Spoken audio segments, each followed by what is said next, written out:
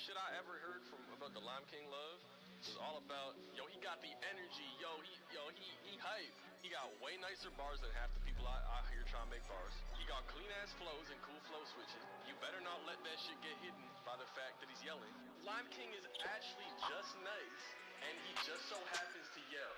Shut! He better shut the fuck up when the king talk! Shut! You know the bitches better listen when the king talk! Shut! Quiet on set when the king talk! Shut! He better shut the fuck up when the king talk! Yeah. Bit of the gun, I got my cake. He's licking his own shit just for attention. I know that thing finna flop like Drake. The bitches that talk is fake. The motherfuckers must be off they face. They say money don't grow trees, but whenever I make a rent, they gon' cooperate. Sticks and stones might break my bones, but I gotta grab the table, I'ma bring in the switches. He ain't got rich, so I'm back in his business. The whole world they got me doing it, the bitches. So that boy tryna stab my back. We be slashing these abdomen. Never gonna have to get stitches. I ain't got time for a bitch that be acting suspicious. I'm the shit, I'm the dookie, bitch, I am the Pope. Nothing on a belly, you gon' think that bitch is super glue. Internet haters ain't the same without computer use. Stone cold motherfucker with a stupid suit. We gon' scar his face. We gon' get his ass, I feel like my big gang. That boy don't got my money, so I cause him pain. If that boy wants war, bitch, I'm boss insane. I swear these bitches only act tough. I've been back in that bitch, never had a back one. I've been rolling 20 deep, never needed back up. If that boy talking, better back up. Unless he tryna get smacked up. We gon' run these buckets, get our racks up. We be running, they be playing catch up. Now my money looking like Shaq, bruh. Now bitches up in my biz. That bitch ain't getting no money unless she having my kids. My bitch, I wrap it up, so wrap it up. You lying bitch. I'm only speaking facts. Now they ask me who I think I is. Bitch, I'm Lime King. Shut. He better shut the fuck up when the king talk. Shut. You know the bitches better listen when the king talk. Shut. Quiet on set when the king talk. Shut. He better shut the fuck up when the king talk.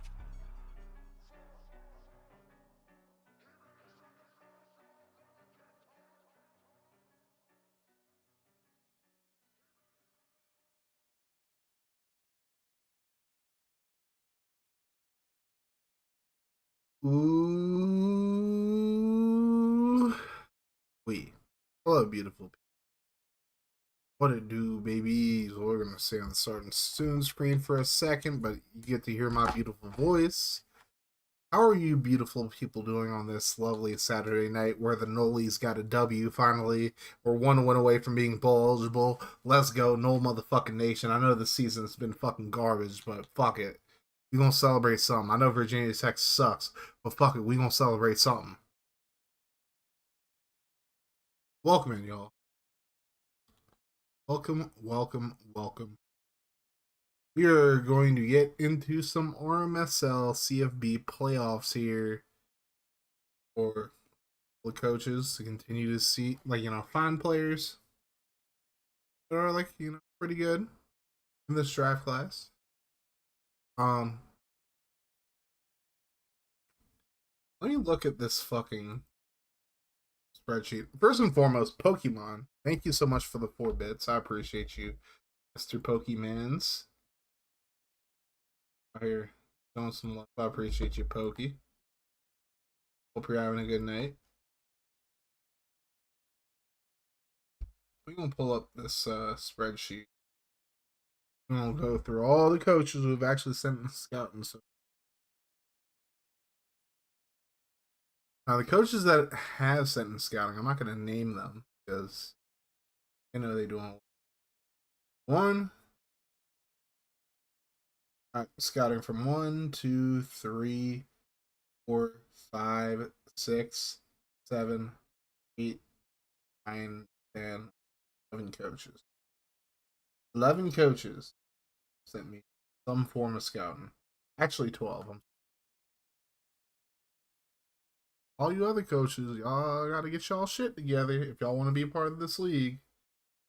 Even one of our newer coaches has sent some form of scouting in. I haven't put it in the sheet yet.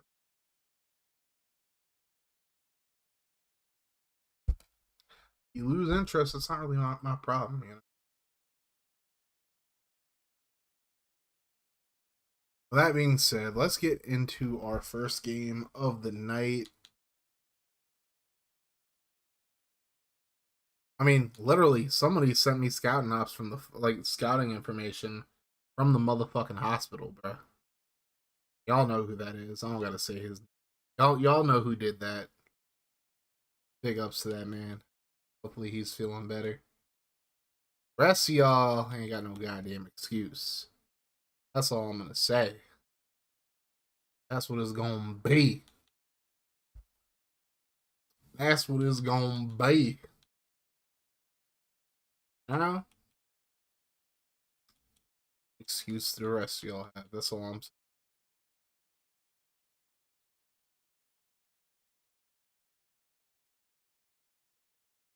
All right.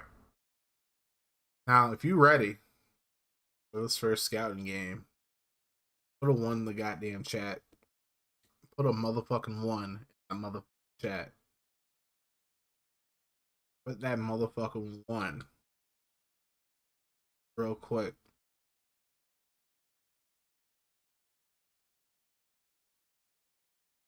Oh, Pokemon.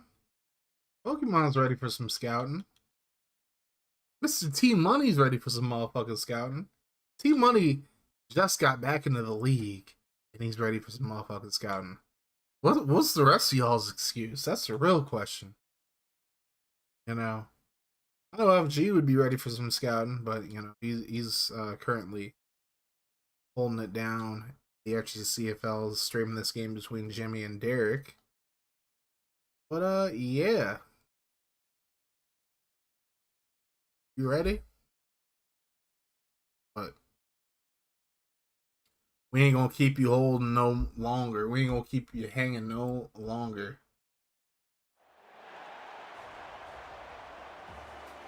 SMU lost the Big Ten championship game.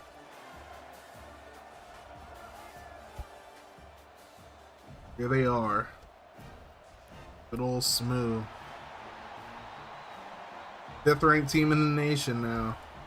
Number 5 in the playoffs. They still host the playoff game, and they're playing against Utah. The Utes. Jimmy hitting the gritty on Derek. That's crazy.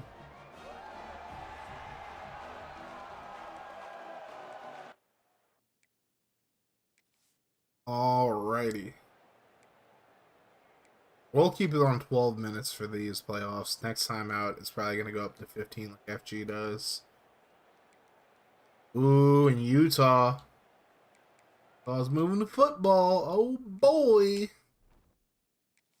Oh, boy.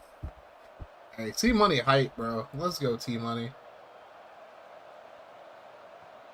Utah has quarterback Emmanuel Cardoza in the class.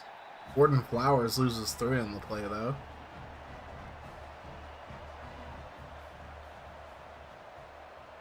Cardoza throwing right side. That's completed. A 10-yard gain. A 3rd down.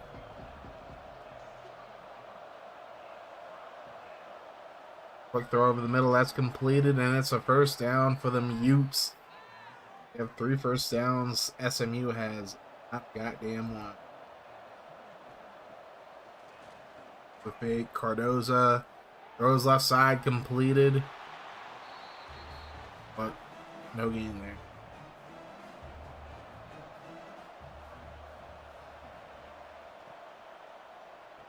And ooh, a nice run. Mike East goes west for the 1st down. East? I thought you said Weast.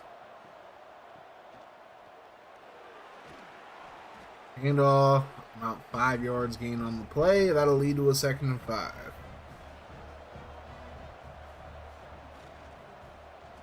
Nice run. 4 yards gain.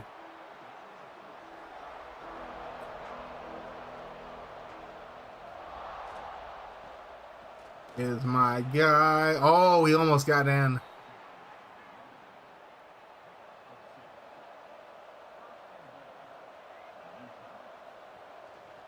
And off left side, nowhere to go for Mike East.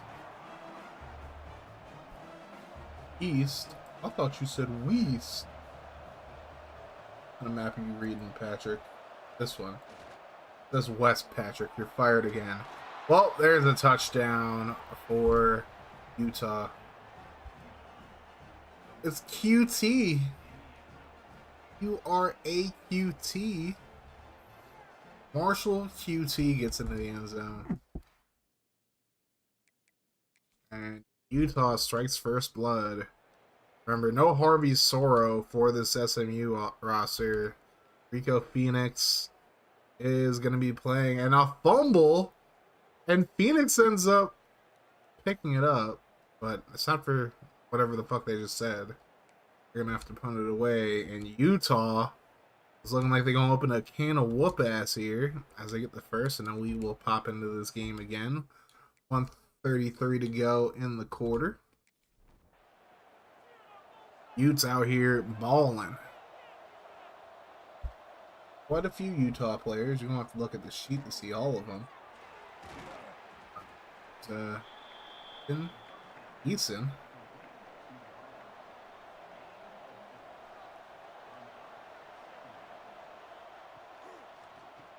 And oh, a nice run by QT. A first down for the Utes. They're probably going to just let this run out.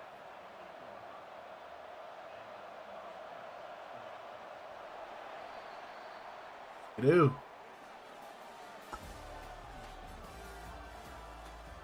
So with a 7-0 lead, and I dare one of y'all to put a fucking 2 in the chat. I double dog dare you motherfuckers. Put a 2 in the goddamn chat, see what happens. I triple dog dare you motherfuckers. Pokemon took the motherfucking bait.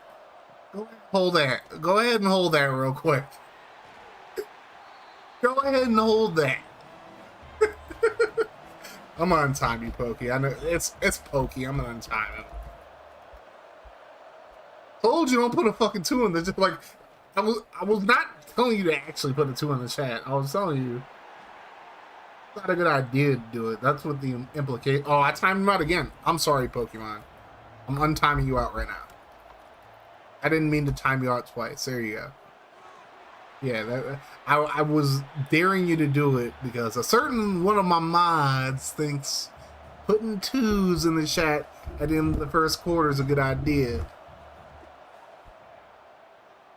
If you know, you know, as Utah makes a field goal. Landon Stein. It's a 36-yarder. Alright, let's see it. SMU showing some moves. They got some moves. Speaking of moves. Speaking of fucking moves. Skins punk ass ain't come to my job like he said he was going to. So if Skins comes in here, cussing his ass out. He said he was going to pull up. I got cut at the time he was going to like come in. But it's just the fact he ain't even pull up. Like, bro, give my coworkers some bread, bro. Help my coworkers out. I'm a team player out here. And Stokes is hurt. Uh-oh.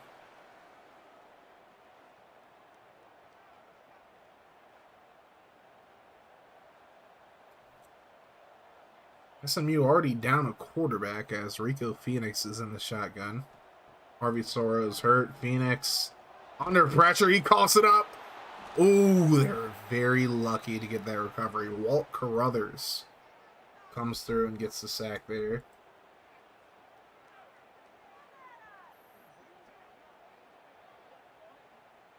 Pretty sure he's an underclassman. Otherwise, he would have already been on the shoot.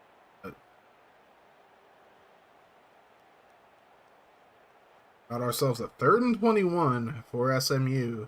They were the #1 team in the nation before they ended up just losing an OT to Texas Tech. There's a throw underneath. That's completed. And they're going to get close. I mean, they get in the field goal range at very least. So good on them. At least they'll possibly get some points on the board. There's a nice kick. Oh, and it doinks. The doinka.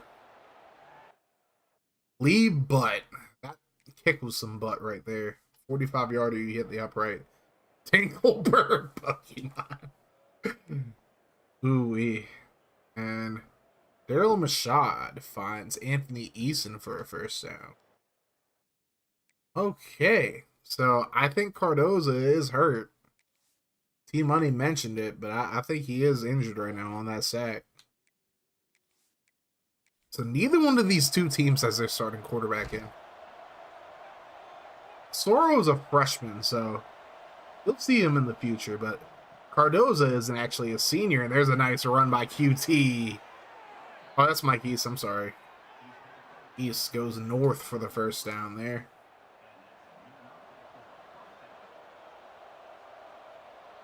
This is Daryl Mashad in that quarterback for Utah.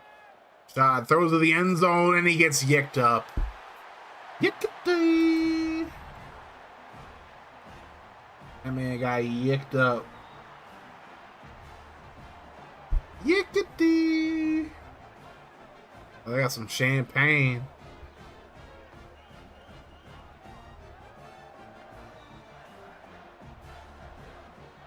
That is Isaiah Messer.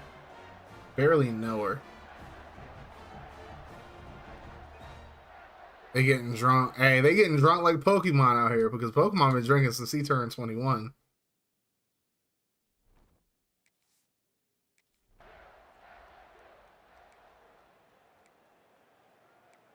SMU with a nice little slow roll. Ooh, and a big run by Titus Stokes, who's back in the game. The Stoke Daddy, as I call him.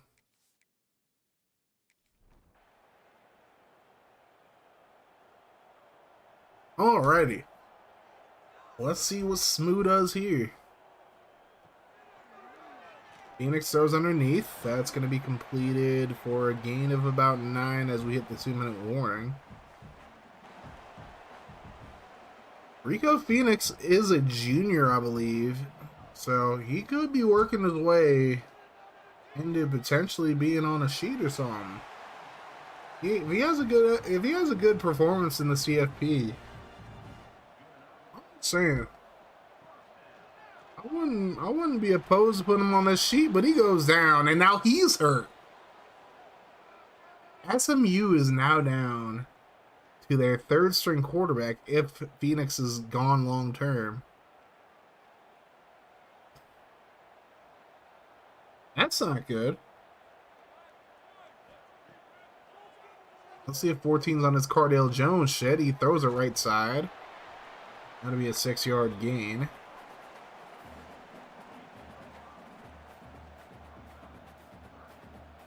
Third and 11. Here's a throw to the end zone. One-on-one ball, and it's incomplete.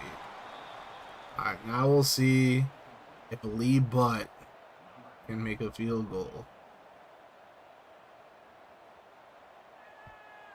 This is from 40 yards out, and it's good.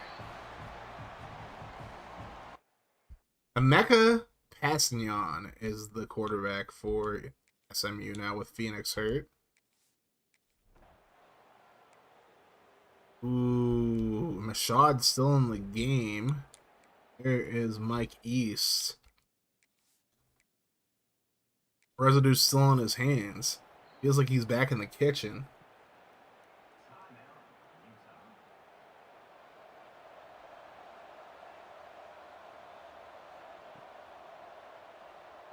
Throw over the middle, that's completed. SMU's gonna have to hurry their asses up. They have one timeout. 2nd and 2. Shad throws, and that's completed. Oh, they almost cock managed that. Oh boy. They almost cock managed that. Get a field goal from... That is going to be a 47-yarder for Stein. May he'll put himself out of the... Well, I mean, he got sacked, so... Not much he could do there, I guess. Alright, Utah. Keeping that mofo rolling here. Cardoza's back in the game now. Cardoza is back in the game.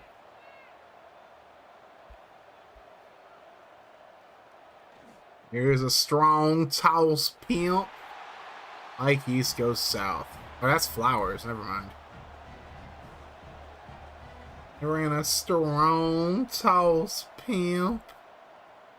Second and 13, and Cardoza goes down again.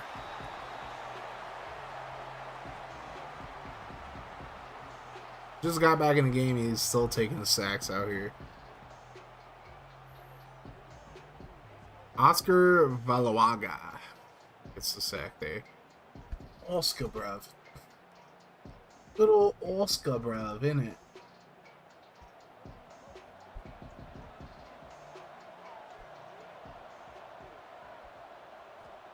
Third and 18, Cardoza. Over the middle is completed, but it's not going to be a first. And Utah will just punt it away. SMU trying to come after it, but they got their tight punt in. And a punt inside the 10. Okay. What a punt by George Costa. Coast to coast. Gave SMU holding call against them. Phoenix is back in the game for Utah, or for SMU now.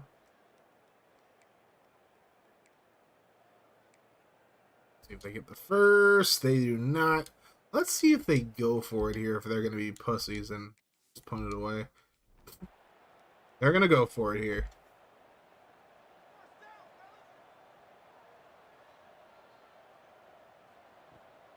Phoenix. Hit as he throws. That goes right into the dirt. And SMU will turn the ball over on downs. 12-yard pass from Cardoza to Flowers. Comes Utah again.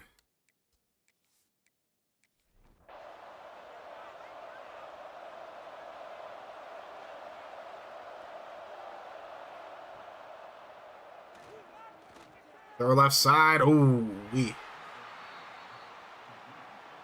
Dean. Now it's going to be 2nd and 7. Play fake. Oh, he just flips it. And we get 2 yards. Manuel Bias with the catch. So showing some Manuel Bias.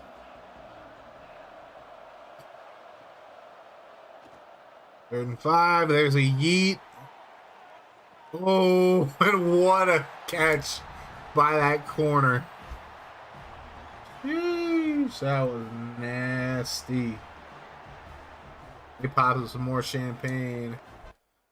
Lloyd Irving getting his feet in bounds, participating in the 10 toes down challenge and getting that pick.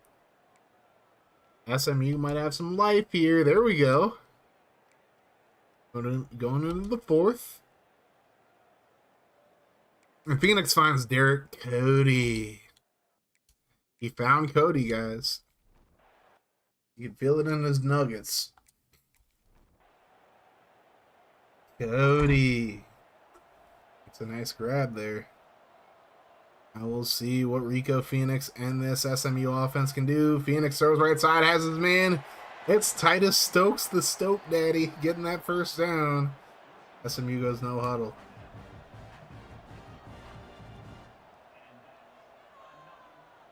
First and 10 from the 15.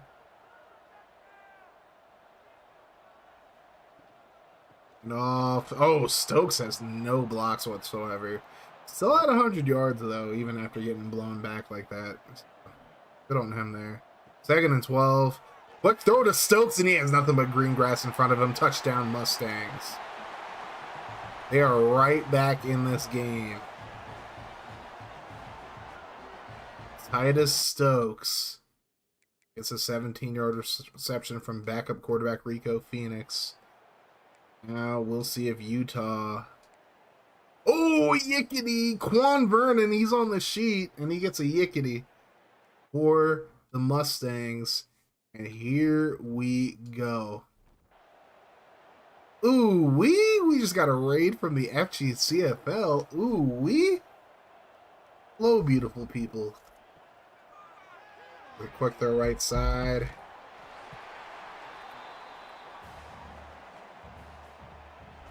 Surprise, motherfucker. Appreciate the raid, brother Chaz. You saw FG beat the shit out of Zip and Spider. Oh boy! You also saw Jimmy come back from a slight deficit at the half to just shit all over Mr. Derek. And Derek, thank you so much for the sub. Dinky, thank you for the sub as well. What up, pimps? Chester Coat for Heisman, baby. First and 10. Phoenix just held the ball way too long, and that almost got yicked low-key. Pokemon says sup guys, and then it says Raider from FGCFL. Like he wasn't in there or something. Pokemon, drinking since he turned 21.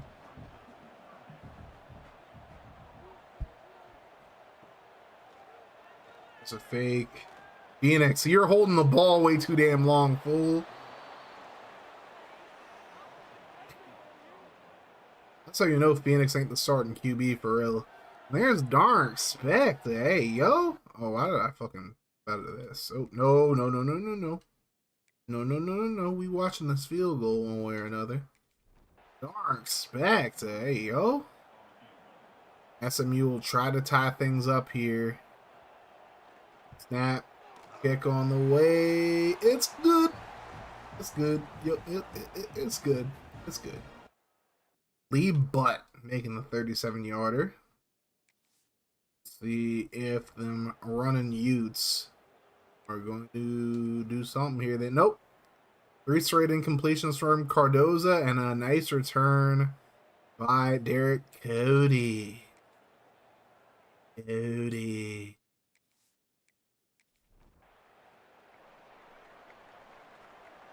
Now, SMU with their backup quarterback has a chance to take the lead over Utah. And he finally gets rid of it. They're not going to give him the first, though. SMU will go up tempo, though. Here comes Smoo. Phoenix dumps it off left side. That is not Titus Stokes, but he gets the first regardless. Stokes is back in the game now.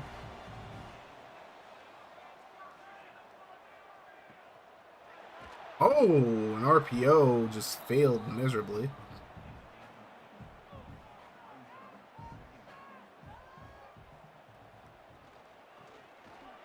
Dink, yeah, I know you went alert, but good call today, Mr. Dink. I heard some of it while I was at work. Speaking of which, I just want to put a certain somebody on speaker. Skins is talking all this shit about pulling up to my job. Guess what this motherfucker didn't do? He didn't pull up to my job. He's had no moves, no traits, no coming to my job. All that shit. I'm not mad, I'm just disappointed. Oh, Passignon is back in the game. He finds Derek Cody. So I guess Phoenix is hurt again. Emeka Passignon is the net quarterback. Passignon is going to pass it on, and my boy didn't even put his hands up or nothing. Would have got him something there.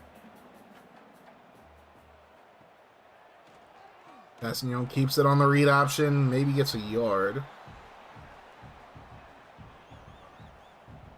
It's going to be 3rd and goal. And, oh. What the fuck was that?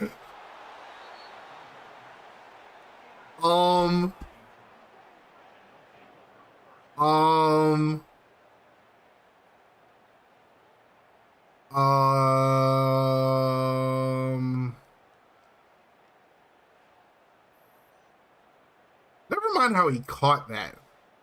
What the fuck was Passignon thinking? All he had to do was run that bitch in. Tyree Brockle gets the pick. What the fuck just happened, bro?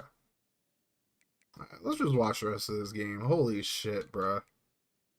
What the Fuck, that was so fucking sick. I agree, Team Money. That was just asinine, bro. Like, what the fuck were you thinking there? Fucking dipshit. Nowhere to go for Gordon Flowers.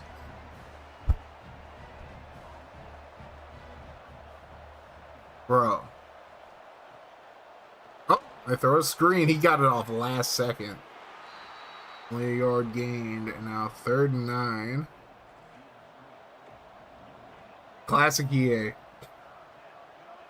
It's a feature. Works as Nintendo or whatever Spectre says. And Cardozo airmails that. Utah will punt it. And SMU is going to have the ball inside of Utah territory.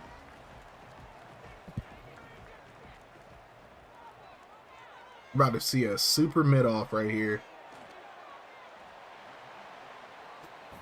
Jackson Young finds his man. He actually didn't get out of bounds somehow. And off, Titus Stokes with a nice cut. Nice cut by the Stoke daddy. And SMU should honestly stop going to a huddle here. But here they are. Passignon throws it to the end zone. Has a man. Touchdown. SMU. A little redemption there for Emeka Passignon.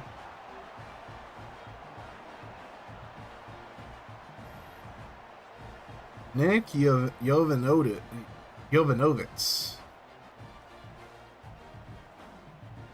made some nice catches in the Big 12 championship game. It's a nice one there. Oh, we get to see an Arnold review? Nope, no Arnold review. They get the tutty. Now Utah. It's time for you to make some plays.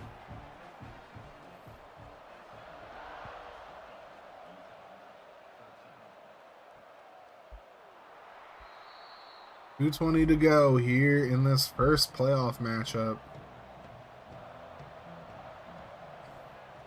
Hand off. Nowhere to go. I'll take us to the 2-minute warning.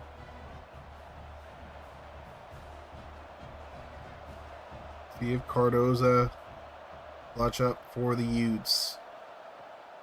Cardoza, quick throw over the middle, completed all the way up to 37.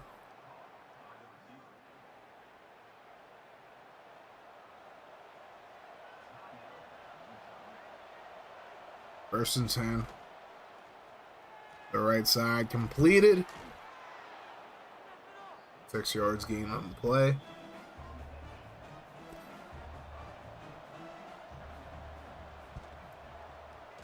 Oh, he gets hit. It's completed, but only 2 yards gained.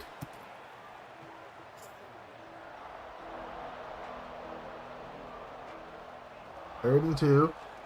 Quick throw over the middle, completed, first down.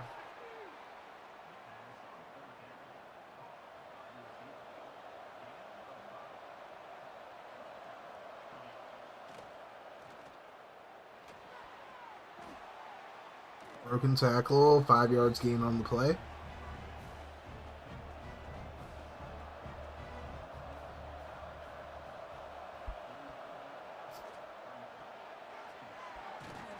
Oh, and nice. I think it was a gain there, maybe? 3rd and 3.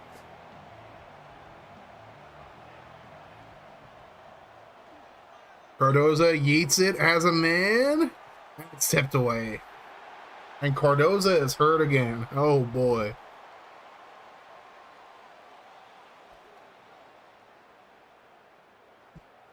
Now, Daryl Mashad will come back onto the field for this 4th and 3. This could be the season for Utah right here. And in motion, Mashad steps up. Oh, and his man couldn't hold on to it. And SMU Drafsaw taking the nose side, probably. And Titus Stokes just ensures that this game is going to end as SMU, without Harvey Sorrow, gets the win in the first round of the playoffs. 20-13 is your final.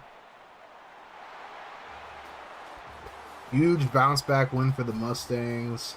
They were down 13-3 heading into the fourth, and then they just willed their way to a victory here.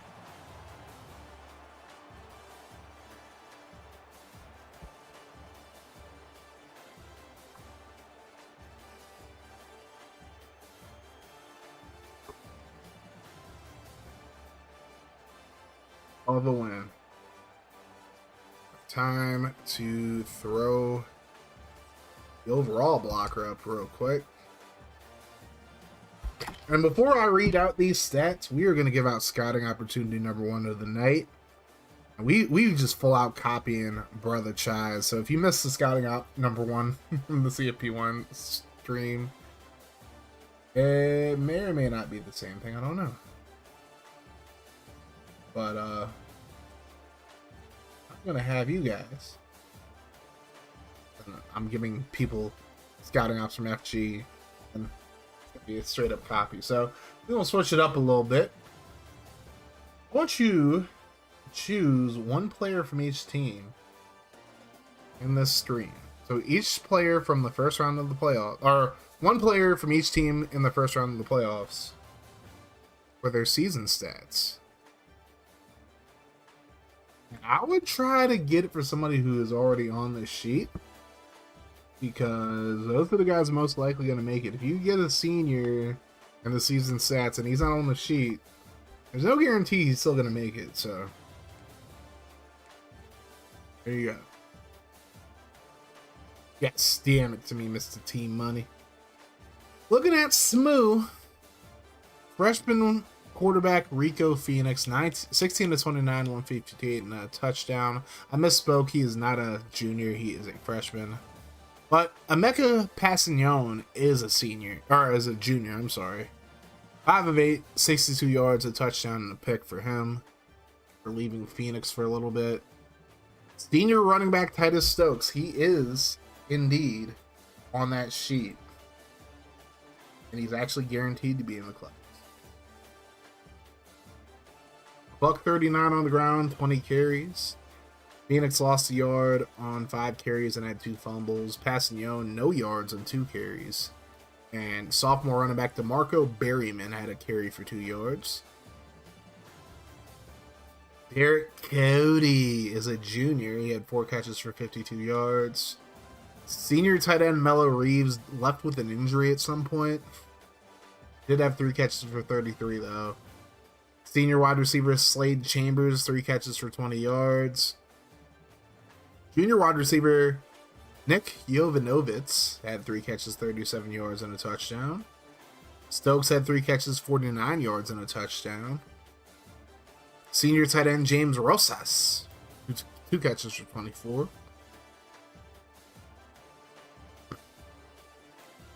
Berryman had 2 catches for 2 yards, and junior tight end Hayden LaFleur had a catch for 3 yards and a drop. Blocking wise, we had sophomore left tackle Noah Schumann have 8 pancakes. Senior right guard Aries Landers had 4 pancakes and a sack. Given up. Senior right guard Greg Slay got a pancake. He not, but I'm gonna throw him on.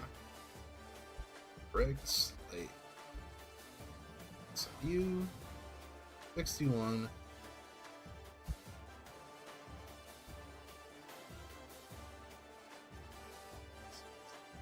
Proper classification at some point. Maybe or maybe. Let's see. Let me open. Publish. Well, it's kind of what we doing for this season. Adding people on. See ya. Very well. You're very fucking welcome. You know what? Nice.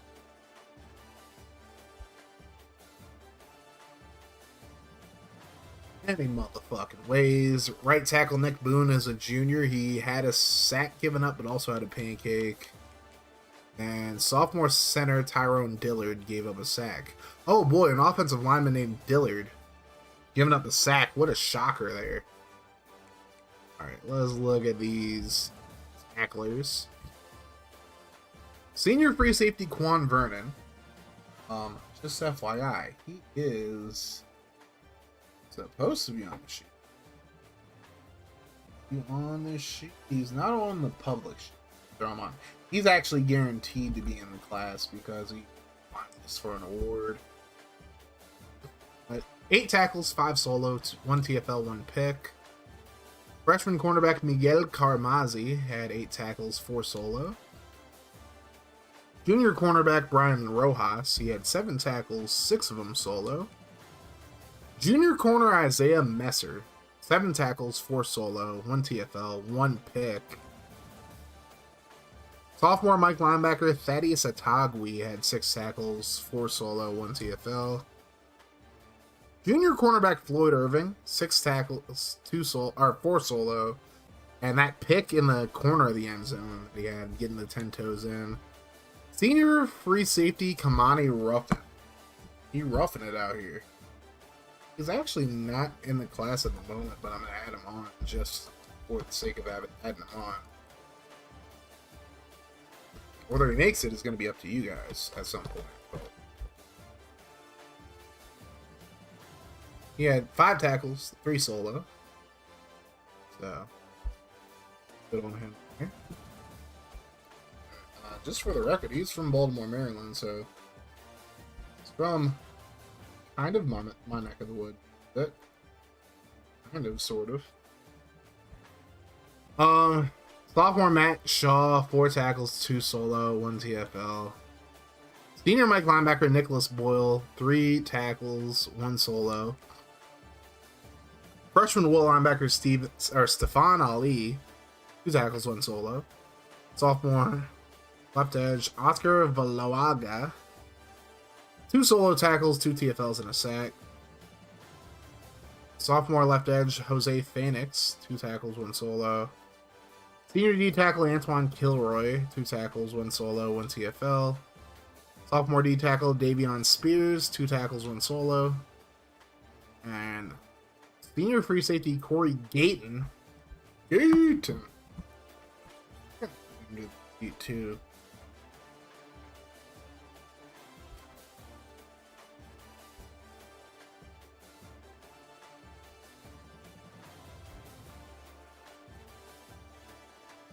Also, Team Money, I'm just gonna say this as a fucking Commissioner League.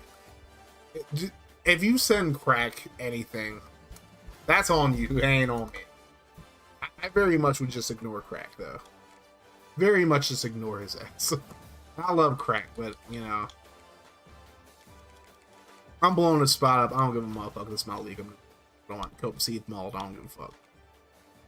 So these guys got picks. Ali and Messer each had pass deflections. And that's it for the defense. Sophomore kicker Lee Butt. 2 of 3 on field goals, a 40-yarder. He doinked a 45-yarder, though. 2 extra points. Punter Lane Isaac, he's a junior. 2 punts for 89 yards, 44.5, both in average and net average. No punts inside the 20, but no touchbacks either. Freshman wide receiver Tony Hurdle, who had a return for 37 yards on kickoffs. And then Derek Cody had a punt return for 23 yards. Now we go to Utah. Senior quarterback Emmanuel Cardoza was injured multiple times in this game. Finished with going 19 of 27, 131 and 2 picks. And sophomore quarterback Daryl Mashad, who replaced him, 6 of 9, 81 yards and a pick. Sophomore running back Gordon Flowers had 12 carries for 30 yards. Senior running back Mike East. I don't believe he's on the sheet, but guess what? It's another situation we throwing a motherfucker on the sheet. So he might be good, might be bad. It's up for y'all. It's up to y'all. Scout him and figure out if he's good or not. Not him specifically, just, you know, hope that helps, but might be good, might be bad. You never know. I'm still learning about this stuff the same way y'all are learning about it, as far as these players go. But 10 carries, 64 yards, pretty good performance, man. Cardoza had -3 yards and 3 carries. Junior wide receiver Larry Pettis, 2 carries for 8 yards. Sophomore quarterback Daryl Mashad, 1 carry for -2. And sophomore running back Marshall QT, 1 carry for 2 yards and a touchdown. Senior tight end Manuel Baez, 7 catches for 39 yards. He also had a drop. I'm going to add him to the sheet as well.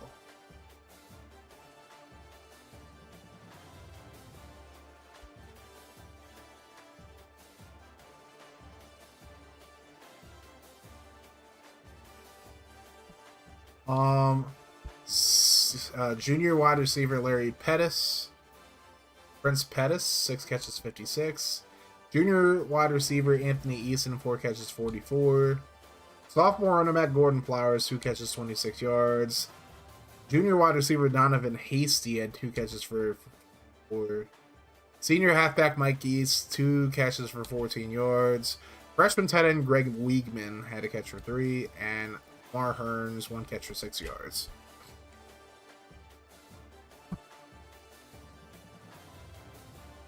Left tackle Ezekiel Casa, 4 pancakes, 1 sack. He is a junior. 1 sack allowed, I should say.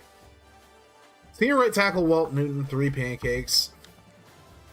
Freshman center Reggie Wing had 3 pancakes. Senior right guard Rashawn Wynn, 2 pancakes.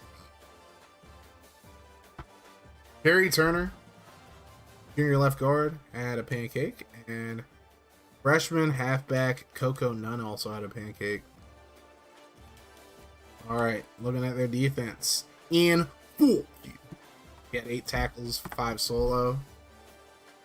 I'm pretty sure he's on the sheet, but if not, he's not. I'm gonna add him right now. Just because of his name. Ian Fulk. Ian Fulk. Hey, guess what? Fulk. You're getting on the sheet.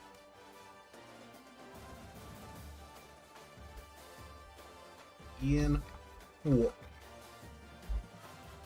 To Murfreesboro. I know that city. Sophomore corner Corey Schmidt at 8 tackles, 5 solo. Jalen Kenoy, Open Kenoy, he's a Sam linebacker and he's a sophomore, 7 tackles, 6 solo. TFL and a sack for Kenoy. Freshman strong safety Elijah Hillhouse at 6 tackles, 3 solo. Junior free safety Tyree Brockle, 6 tackles, 3 solo, and a pick. Junior Sam linebacker Grant Hurt, 5 tackles, 4 solo, and a sack, and 2 TFLs. Will linebacker Jaqueline Lemon is a sophomore, 5 tackles, 2 solo, 2 TFLs. Senior cornerback Jermaine Khaled, he the best. Who? He, ninja. Jermaine Khaled, we the best music. He's gonna get on the sheet. He might not be the best corner. He's not the greatest football player, but he's gonna be on the sheet too. Maybe not in the class. Again, that's another one of those players where it's really gonna be up to y'all to figure out whether he's good enough to make the class or not. Ain't gonna be up to me, and I ain't coaching. So I ain't gonna tell y'all shit until y'all get these people off the fucking sheet. Now, I'm gonna let y'all know what these guys' stats are if you end up getting them off the sheet, just FYI. So, Q, 2 tiers and a Luckett. He's a sophomore will linebacker. 3 tackles, 1 soloed, 1 TFL. Junior left edge Daryl Townsend, 2 tackles, 1 solo. Sophomore D tackle Phil Cole had Phil Cone had 2 tackles, 1 solo. Sophomore corner Tyrone Nestor, 2 tackles, 1 solo. Junior D tackle Walt Carruthers, 2 tackles, 1 solo, 1 TFL, and a sack. So it'd be somebody you want to keep your eyes on for next year. And Malachi Merrill, he's a junior D tackle, 2 tackles, both of them solo. So Carruthers, Kenoy, and Hurt with the sacks. Brockle had a pick. Hillhouse, Lemon, and junior D tackle Nick Martinez, who didn't have any tackles, at least had a pass deflection. Brothers and Hurt with forced fumbles. And now we go to kickers. Junior kicker Landon Stein, 2 of 2, made a 47-yarder, and he was 1 of 1 on extra points. And then senior punter George Costa or Costa, whichever you prefer. Both are kind of correct in their own right. 3 punts, 120, an average of 40, and a net average of 32.3. And he did put a punt at the 7-yard line. So because of that, we're going to throw him on the list. You just made the list, Jouge. Georgie Porgy pudding and pie. You know what?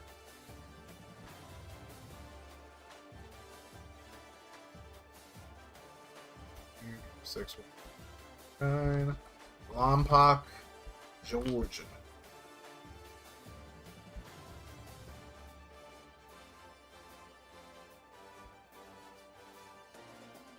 Kick return, Mike East, 1 kick return for 25, and return any punts.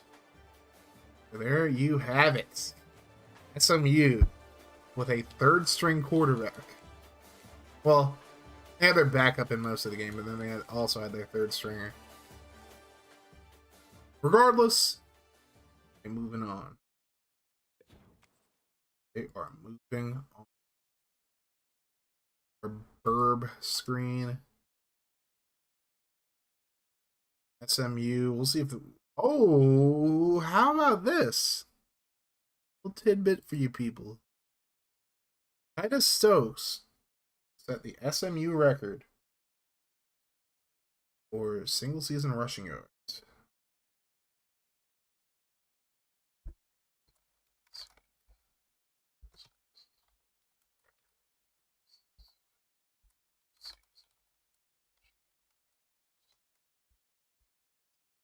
I don't know if that tells you something good about him, but get that free information and then SMU college football. Good for you, Smoo. Good for you. Game number 1 is in the books. Time to retire GJ Kin. It's time to go to game number 2. And game number 2 featuring a rematch. Conference championship. Which conference championship game is it a rematch of? You probably have to, you would have had to be paying attention to know. But this is a rematch.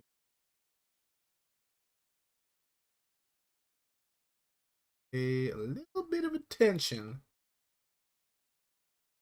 Maybe you got through that scouting stream to like figure it out.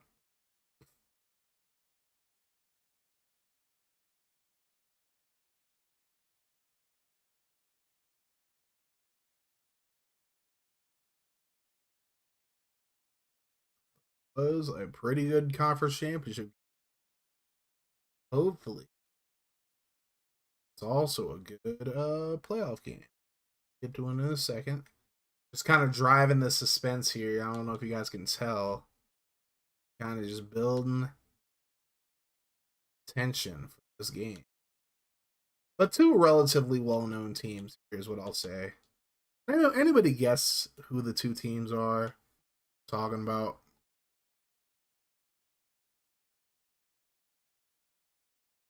Well,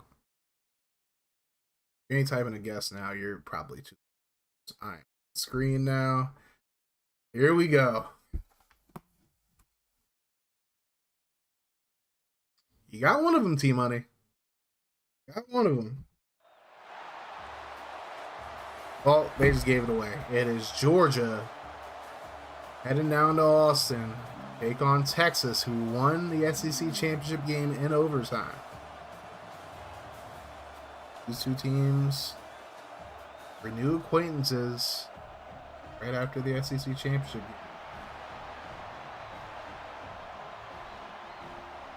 Will Georgia get their lick back, or will Texas win back-to-back games against the Bulldogs?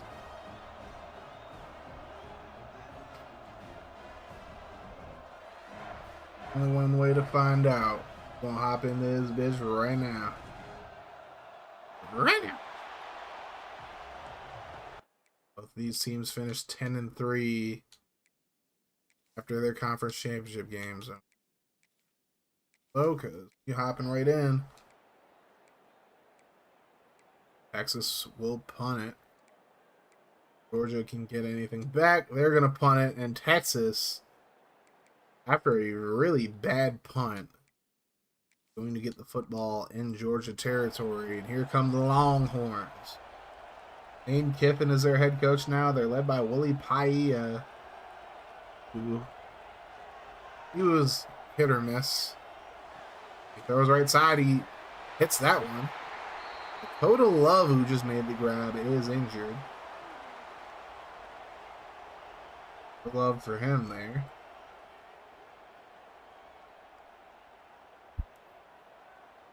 Second and inches now for the Longhorns.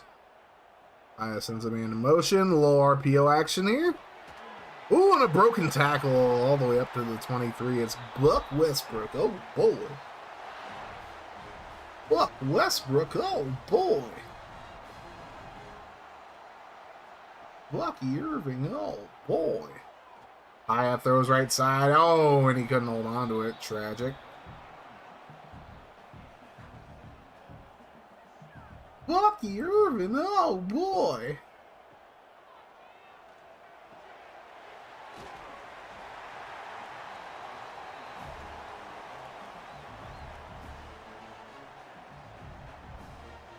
Third and 4 for the Longhorns. Hand off. And Westbrook runs right into a Georgia defender. Only gets 2 yards. He needed 4. So Tejas will have to punt, or will have to kick the field goal. Fucking Tejas.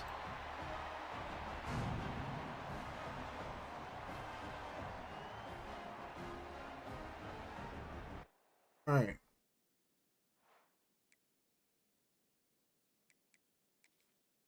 We'll see if Georgia has any gumption here. They throw 3 straight incompletions. See if Texas... Ooh, okay. I was going to say, I mean, Texas did it, so...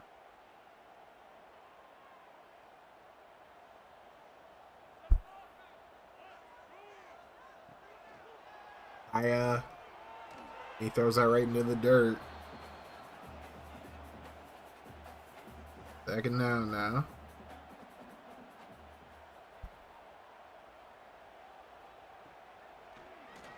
Floater over the middle. That's completed. First down. Look like Michael Penix. There you go. Michael Penix. Oh, boy.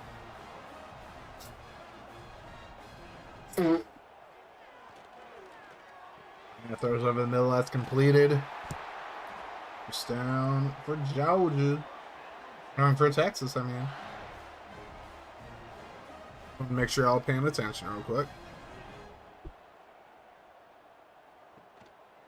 And ooh, and a big play in the backfield. Titus Cutting making a nice play there.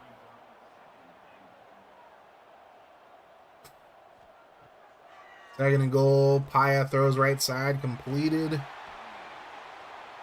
It's 5 yards. I mean, little Velasquez with the catch there.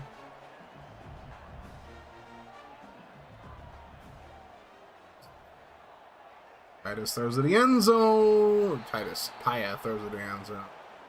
Incomplete, and Texas will settle for another field goal. So, Georgia's bending, but they ain't breaking.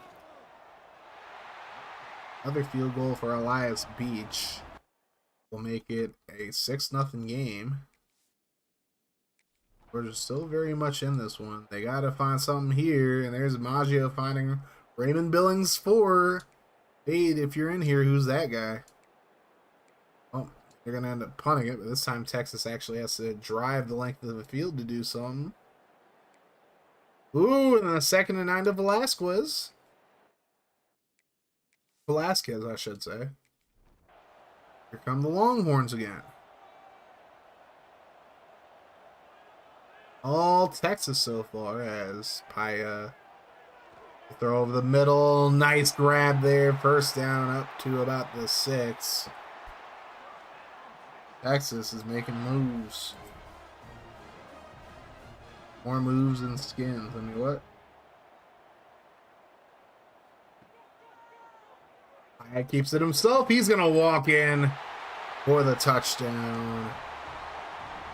And Texas with a 2-score lead over Georgia now.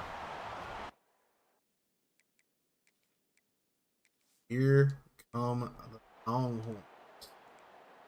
Georgia can do something here. Nice pass to Conlawan. And Maggio gets sacked by Josh Warrior. 3rd and 15. 4th and they do nothing. See if Texas can get it first. They do not. They'll punt it away. Georgia's just getting nothing done offensively. Their defense is starting to lock in here. Ooh, and a big pass to Lorenzo Nevis. We finally get to see this Georgia offense for once. Georgia doesn't have a ton of players in the class yet. A lot of their really good players are underclassmen that could declare. They're hand off absolutely nowhere. Joaquin Beria gets the sack there. The Beria taco. The throw. Get back to the line of scrimmage. Let's see if Jabari Maggio and this Georgia offense can do something here.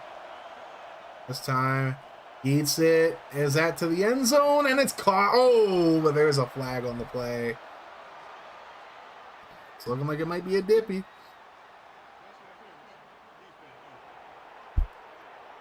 Dippy against Clayton Thompson, who is a sophomore.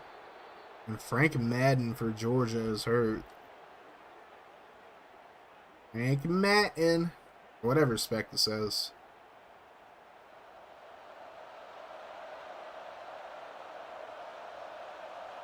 First and 10. Again, motion to the left. Hand off up the middle. At the gut.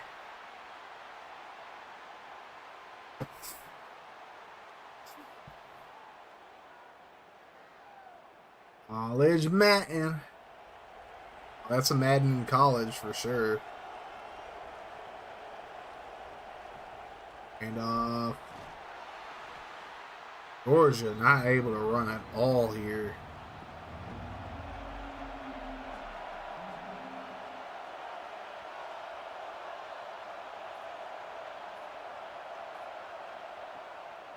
Motion. Oh, and Maggio just held it way too long. Sack by Trimble. Texas takes a timeout before the 2-minute warning. Not quite sure of the point there, but okay.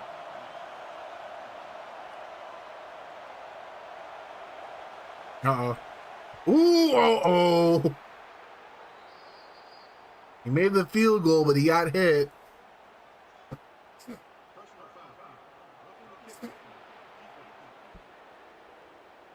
Jimmy Harvey gets called for roughing the kicker.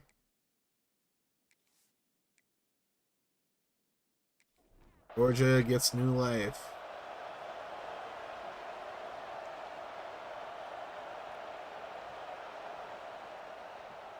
Maggio, quick throw right side. Gain of 6. Texas takes another timeout. I don't know what the point is, but hey. Do you, boo?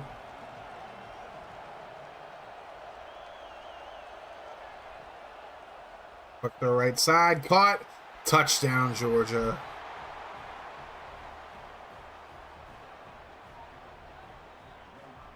Lorenzo Nevis getting the catch.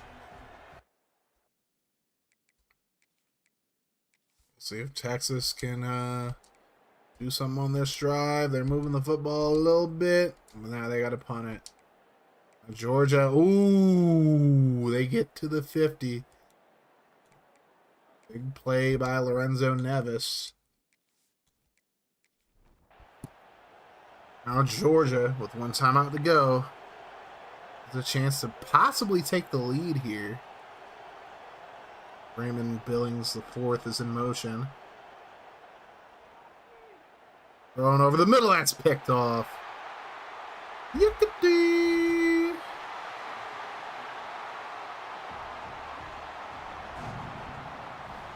That is somebody.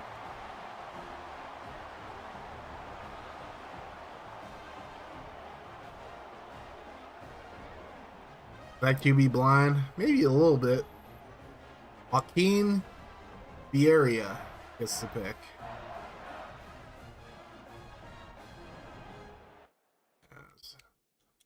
Not a good throw by Maggio at all. Texas does anything here, they'll take it to the half.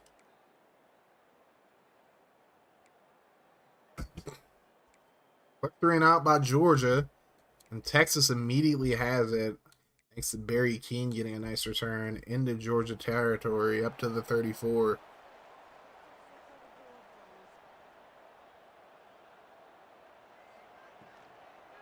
Quick throw left side. That's going to get a yard maybe. James Kuhn, who is in the class. Not even just on the sheet. He was in the actual class. Grab there. Quick throw left side. It's Kuhn again. This time he loses a yard. Texas is going to have to do a little better than just throwing it short like that. Paya. And he gets hit as he throws that one that's into the dirt. Elias Beach will kick a 51-yarder. Trying to make it a 2-score game. And that's good. Elias Beach with a 51-yarder. Again, Georgia does absolutely nothing. So does Texas. And now Georgia with a pass to Raymond Billings IV.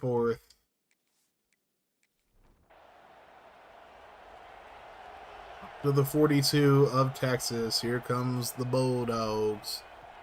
Quick throw right side completed. He gets some blocks and it'll be a first down.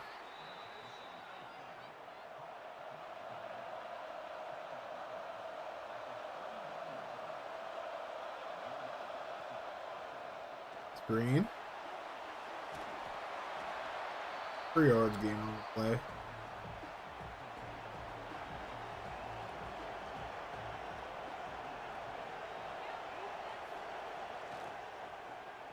Nowhere to go.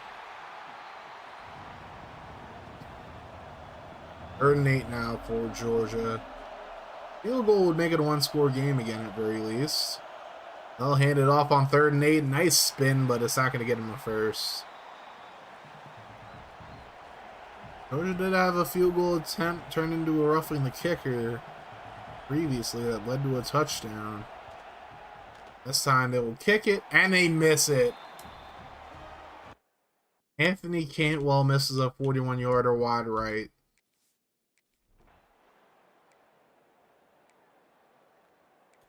Here comes Texas.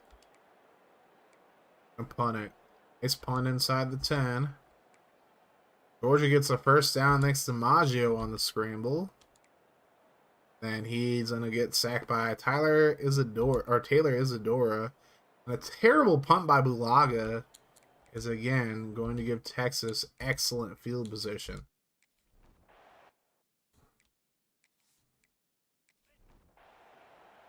Bad punts and good returns.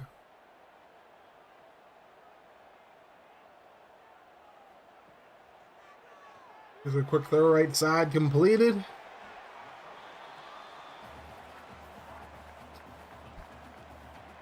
He's not putting up huge numbers by any chance, but he's got Texas holding a 2-score lead here. To make it even more dire for him. Here's a throw left side, and it's broken up. Kuhn couldn't hold on to that. 3rd and 6 from the 25.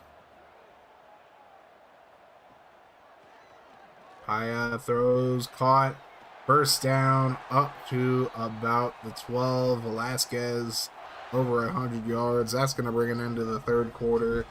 Get them 4s and the fucking sweet fucking chat for you, boy.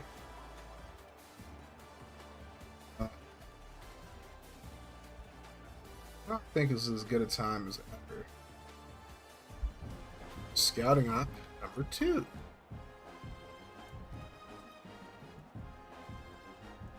Scouting up number 2.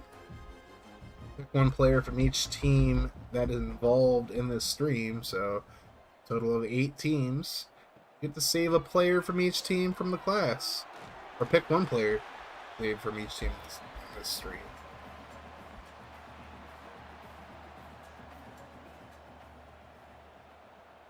So pick one player from each team in this stream to save. Texas gets a touchdown. It's Kuhn making up for the drop earlier. Yes, every single first round playoff game that you see today, T-Money.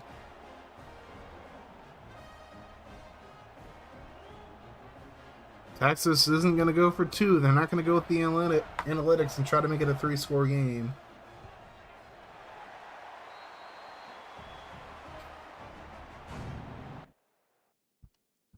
It's fine. That 16-point game now. See if Georgia shows any fight. Oh, they're showing some fight, all right. But now they're gonna. Oh, they go for it on 4th and 6, and they fail. So now Texas has the ball at the 46.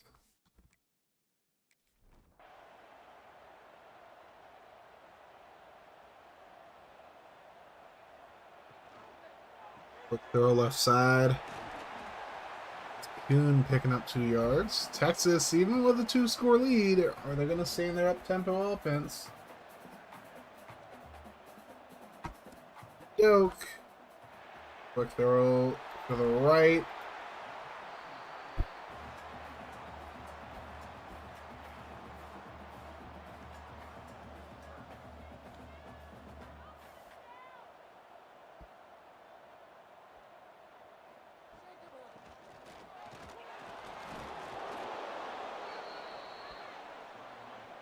Fourth and 4.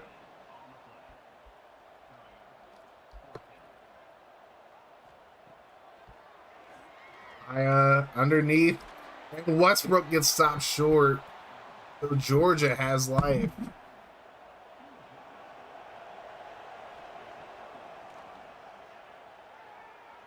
Throw over the middle. That's completed. Okay. Raymond Billings the 4th.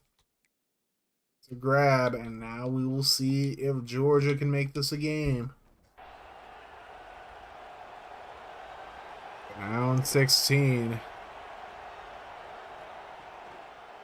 Maggio taking a shot over the middle, and it's broken up. Bean.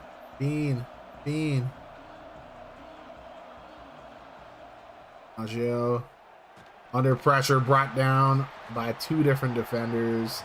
Taylor Isadora got there first.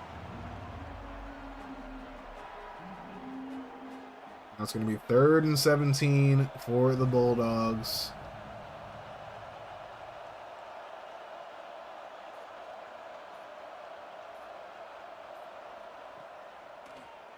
Oh, not a chance there. Georgia will punt it away. Texas comes after this one. Georgia protects it well. Oh, and that's going to be a what a simp. And Bieria is hurt for Texas. That's not good. If the Longhorns have a long drive here. No, an interception by Manu Colon gives Georgia some life. Here come the Bulldogs.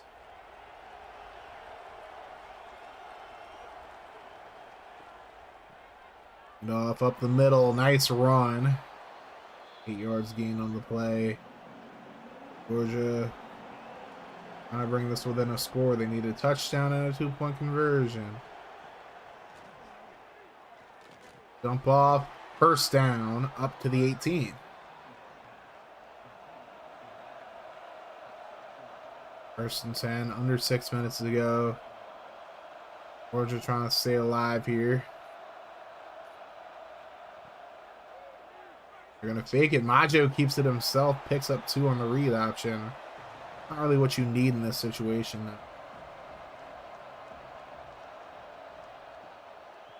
And off up the middle. Absolutely nowhere. 3rd and 6.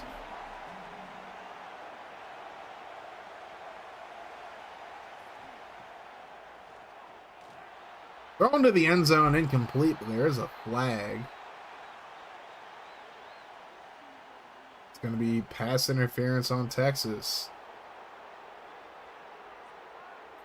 15 yards. It's going to put the ball at the 1-yard line for Georgia. And it stops the clock with 4:35 to go. And off up the middle. Touchdown, Bulldogs. They are still alive in this one.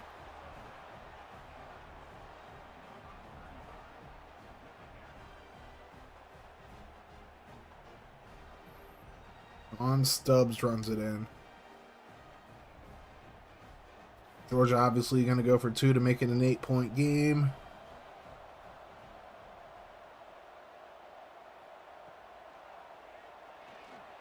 Oh, and down goes Maggio.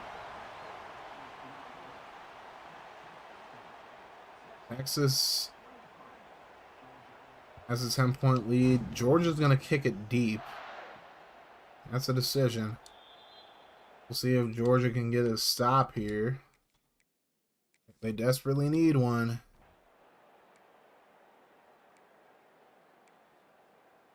Oh, that's huge. Westbrook gets stopped. Georgia. Oh, Maggio gets sacked.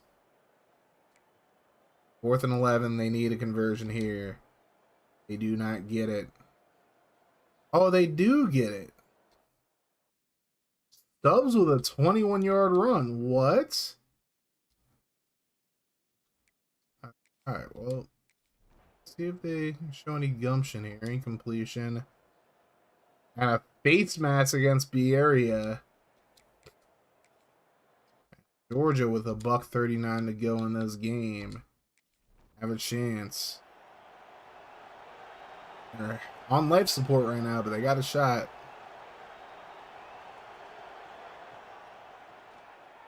Maggio throws left side. It's Raymond Billings. He ran backwards and he got 2 yards. Read the room, Raymond. 2nd and 8. Maggio takes a shot, and that's nearly picked off by 2 different defenders. Pretty much would have been game right there. 3rd and 8, Maggio over the middle, finds his man. Broken tackle all the way up to the 21. Georgia probably should not have used the timeout there.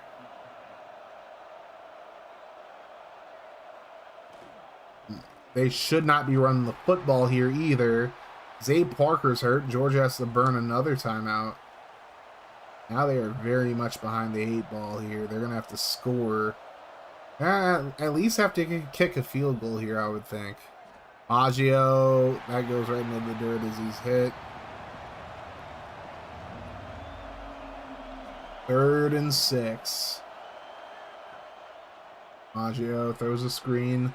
Stubbs trying to get there. He's going to get to the end zone. Touchdown, Bulldogs. Let's see what happens here. They'll kick the extra point to make it a 3-point game. Kick is up and good. But now they have to recover the onside kick here. And Texas gets it immediately. That's going to do it. Texas moves on, getting a second one over Georgia. 23-20 is your final here. As Longhorns win the SEC championship game against Georgia. They beat them in the first round of the playoffs.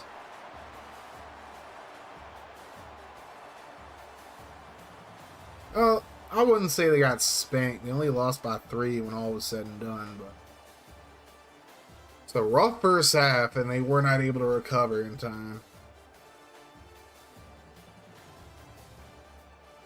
89's eyes are crazy, bro. Goddamn. All right. Here we go. For Texas, senior quarterback Willie Paya, 24-39, 197, a touchdown and a pick. So not the greatest game for him, but could have been worse. Junior running back Buck Westbrook, 43 yards on 17 carries. He had a rough game. Paya ran for 34 yards and a touchdown on 12 carries. Sophomore wide receiver Emmanuel Velasquez, 7 catches, 103 yards.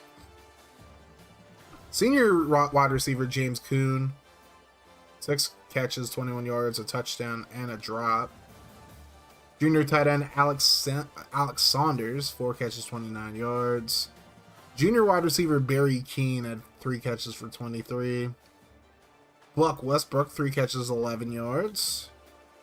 Tight end Dakota Love, he is a junior, 1 catch for 10 yards. He did get injured in this game. And freshman running back Tyrone Casey had a drop. And as far as pancakes go, sophomore left tackle Matt Fucha had a pancake. Junior right tackle Max Mondo had a pancake. He might actually early declare. Hint, hint, nudge, nudge. Senior center Garrett Meeks had a pancake. Nobody gave up any sacks.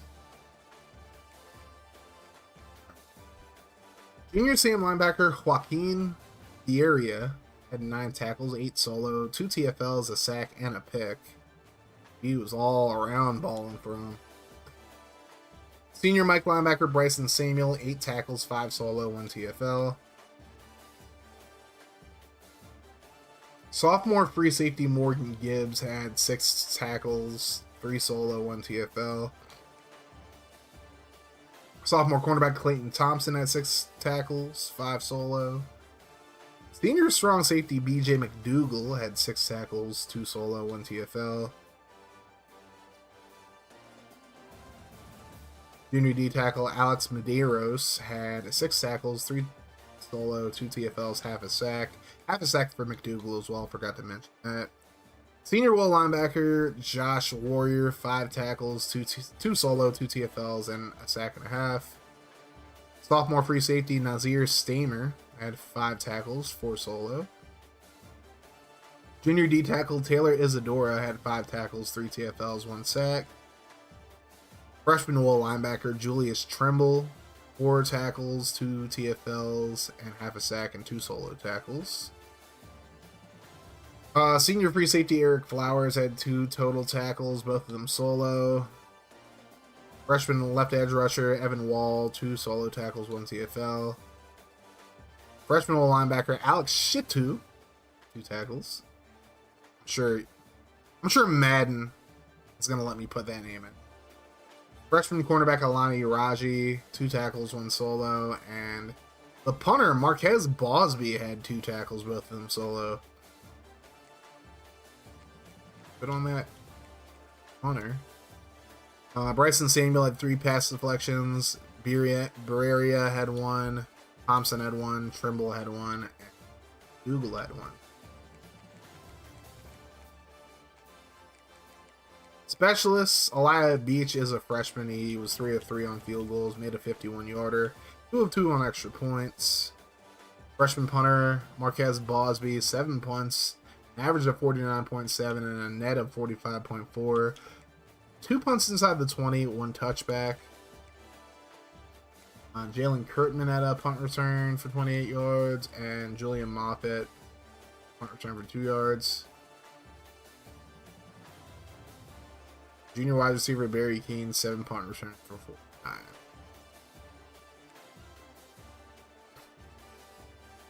All right, junior quarterback Jabari Maggio 21 of 48, 205, 2 touchdowns and a pick. Junior halfback Sean Stubbs, 13 carries, 50 yards, and a touchdown. Maggio, -12 on 10 carries. Senior running back Daniel Whitaker, 7 carries for 10 yards. Sophomore wide receiver Raymond Billings,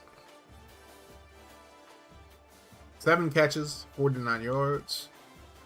Senior wide receiver Lorenzo Nevis, 6 catches, 83 yards, a touchdown, and a drop. Junior tight end Dave Littlejohn, 3 catches for 34 yards. Whitaker had 3 catches for 9. Junior wide receiver Kwabena Okanlawan had a catch for 13 yards, and Stubbs had 1 catch for 17 yards and a touchdown. Was that screen pass? Junior right tackle Kenyon Wall had 4 pancakes. Sophomore left guard Kalen Alexander had 2 pancakes. Sophomore left tackle Anthony Jimenez had 2 pancakes and a sack given up. Freshman center Tyler Gappy Galladay, 2 pancakes and a sack given up. Sophomore left tackle John Burns had a pancake. Freshman left guard Zay Parker had a pancake and a sack allowed. Junior right tackle Kenya Burfict gave up a sack, and Sean Stubbs also gave up a sack as well. All right. Senior Mike linebacker Brian Paul had 10 tackles, 6 solo. Senior free safety Stephon Roche, 8 tackles, 2 solo. Freshman corner Terrence Marler, 7 tackles, 5 solo, 1 TFL. Junior corner Rudy Miranda, 7 tackles, 4 solo, and TFL. Junior free safety Manu Colon, 6 tackles, 4 solo, and a pick. Senior left edge Titus Cutting, 5 tackles, 3 solo, and a TFL. Junior strong safety Max Everett, 5 tackles, 3 solo. Freshman D tackle Diego Fraboni, 4 tackles, 3 solo, 2 TFLs. Sophomore linebacker Gregory Dawkins, 4 tackles, 1 solo. Freshman corner Amari Steven had 2 solo tackles. Junior D tackle Jordan Generals had 2 tackles. Freshman corner Carl Talbot had 2 tackles, both of them solo. Sophomore free safety Jimmy McCaskill, 2 tackles, 1 solo. For that. Pass deflections, 2 of them for Rudy Miranda, 1 for Roche, 1 for Devontae Wolf, who had no tackles in the game. He's a junior strong safety. And Everett had a pass deflection as well.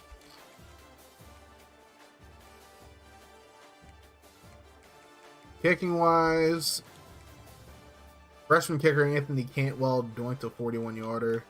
He was 2 of 2 on extra points. Other than that, senior punter Steve Bulaga had a lot of really bad punts today. He had 9 punts. His average was 36.2 per punt and 28.5 net.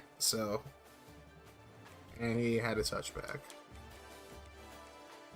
Freshman wide receiver Manny Fayad, 1 kick return, 32 yards. Junior wide receiver Kwabena Okanlawan had 2 kick returns for 63 yards, and Raymond Billings with 3 returns for 30 yards. Texas moves on. We're halfway through. We're halfway there. If we have any record breakers for Texas. Nope, they just want a college play. Alright, well. Halfway through. We're going to retire Lane Kiffin. Future Titans coach, apparently. That's like the new front runner for the Titans, I guess.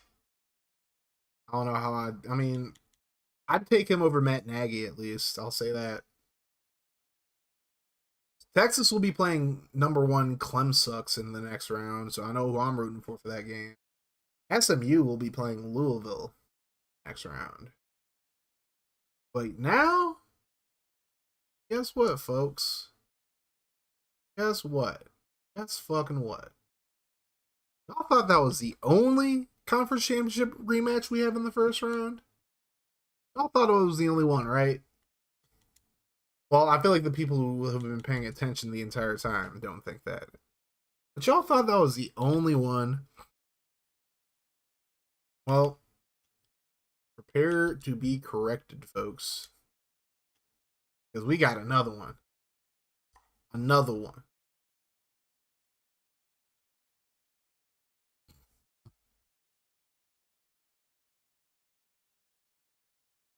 There's a rematch of another conference championship.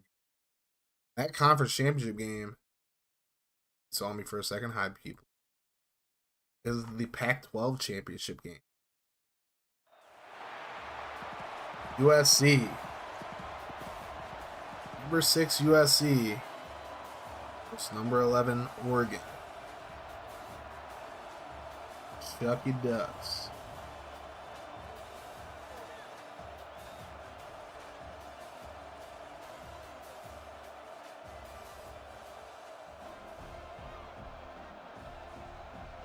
Taking on them Trojan condoms. I mean, what? I ain't saying nothing. I ain't saying a goddamn thing. No, I'm not saying anything. No, I'm not eating anything.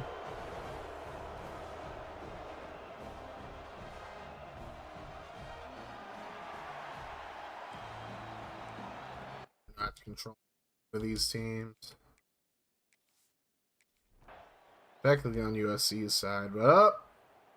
Rico Agasiva, senior quarterback, only starting because of an injury to starting quarterback Drayden Queza. Uh-oh. Some of y'all have heard that last name before. Oh, and a touchdown. David Boyko to Nate Tobin for a 66-yarder. The Duckies take an early lead. Agasiva gets sacked again. USC having a bad time right now. Here comes Oregon.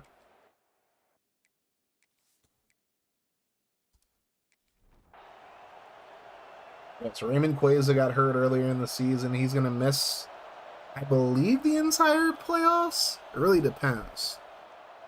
He might be available for the Natty if they make it. And down goes Boyko. Several Trojans got in his ass there. I mean, what? Right long. Them long dick style. I mean, what?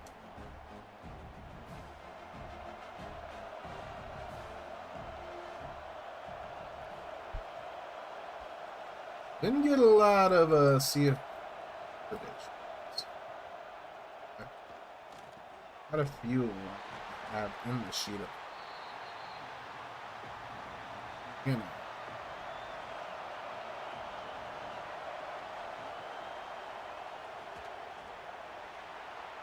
There's a yeet and it's a yick. USC's defense coming up big for him on a 3rd and 14. And Boyko's hurt now. Oh, Boyko. Connor Volk. Fun fact, guess what? Guess what, folks? Connor Volk is on the sheet.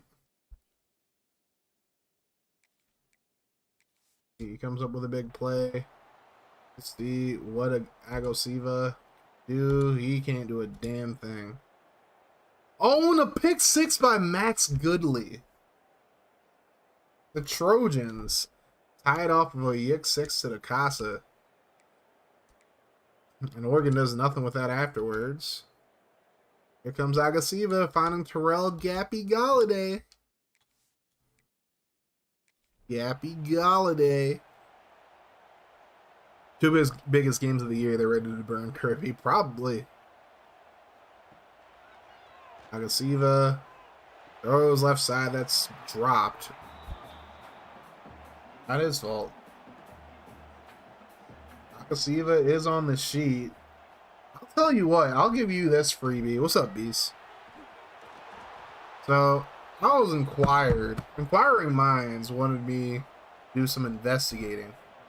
Agasiva transferred. I believe it might have been from New Mexico State, but he never really was like he was never a starting quarterback anywhere else he played at. Really, he played a few games here and there, but he's never really put up numbers. So this is really like a Matt Castle, Cardale Jones type situation as USC kicks the field goal. That's good. 10-7. What's up?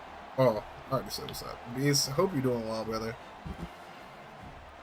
I'm also tired. I had to work both of my jobs, but not super strenuous days at either one, so it wasn't too bad.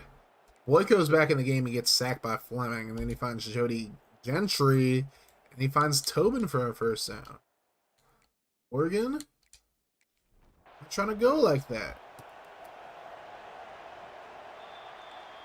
And Duckies. 10-7. USC leads. Both teams have negative rushing yards. Interesting. USC's offense hasn't really done much. Both jobs in streaming. Okay, all right, man. Look, man, I'm just locked in.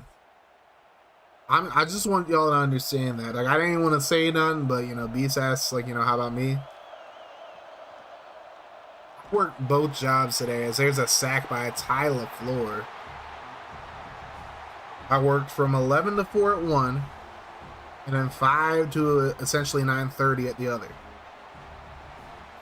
I want y'all to know, like, if y'all don't think that I'm locked in on, like, content creation, like, literally, first thing I'm doing, I'm probably gonna hop in VC with the homies, but I'm working on content right after this stream. So, if I don't tell you how much I care about, like, you know, my craft, I don't know what will, bro. I don't know what will, really. Because I'm tired as fuck right now. And I'm not complaining, just so we're clear. I'm not complaining. I'm just telling you, I am tired, but I still have work to do.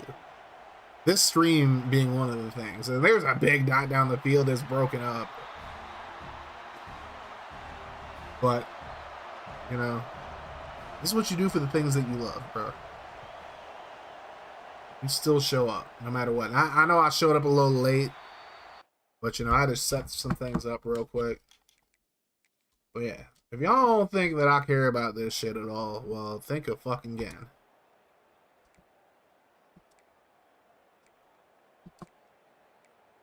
Siva just can't get USC across midfield consistently. Boyko gets Oregon State back.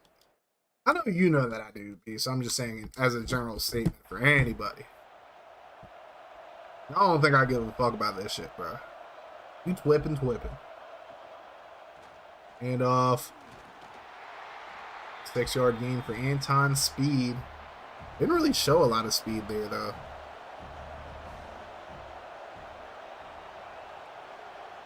That's an underclassman with 2 sacks. He might have been somebody I didn't put on the sheet yet. I don't know if he's an underclassman or not. I'm still learning about this class the same way you guys are, T-Money. This being the first year and all. 3rd and 5, handoff up the middle, and stop there. Randy Hepburn is injured for Oregon. 4th for the Duckies. Boyko takes a shot. Oh, he had a man there. Overshot him, and that's going to be a turnover on downs. I didn't hit B in time. So we'll see if USC can get like a touchdown or at least get past the 50 so we can just keep that motherfucker rolling. Let's run. 7 yards. Larry Mayava is hurt for USC. It's Bobby Combs on a 7-yard gain for the Trojans. First, see if they make a move. Ooh-wee. Agasiva finds Jamarian Honeycutt for the first, and now we get to watch this Trojans offense.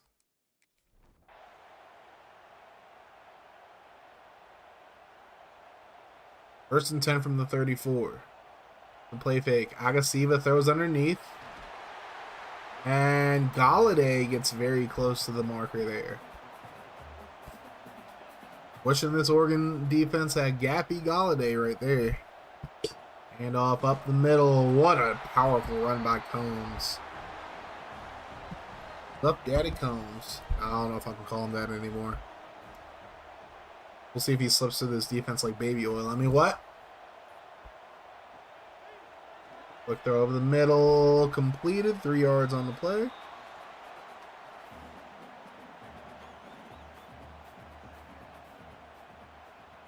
Rubbing in her skin like Lubriderm. What? Oh, nice completion. I can see he's taking some short throws. He's not really throwing anything like deep. But he's dinking and dunking. He's doing his job. Akasiva throws over the middle. There we go. That's a nice throw. As soon as I, point out that this man hasn't really taken any shots yet, he takes a shot to the end zone, and it's a Trojans touchdown. Anthony Naylor. I barely know her.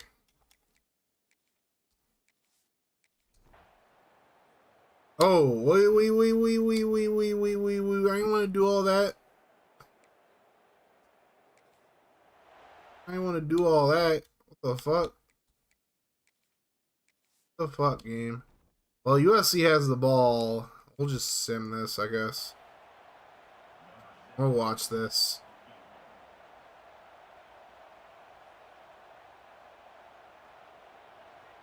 USC is going to make it a 20-7 game now after BNF just happened.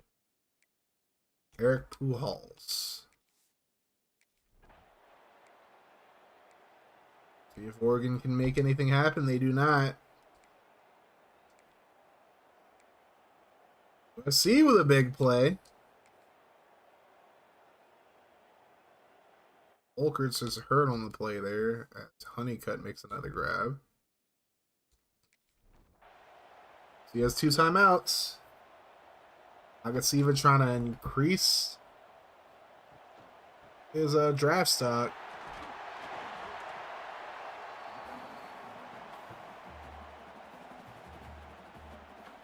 Seven yards gain. USC burns a timeout.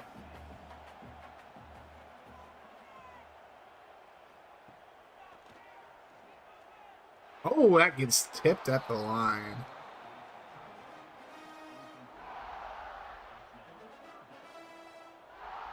I'm tired as fuck, y'all, but here we go. 3rd and 3. Agasiva threw that real quick, but it gets completed for the first.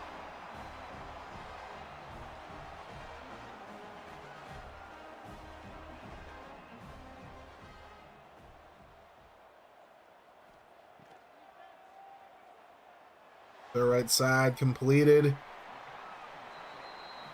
Uh-oh, it might be cock management by USC. Uh-oh. Oh, what the fuck? What the fuck? Cock management. That is absolute cock management by the Trojans. Good lord. I think he was trying to spike it, but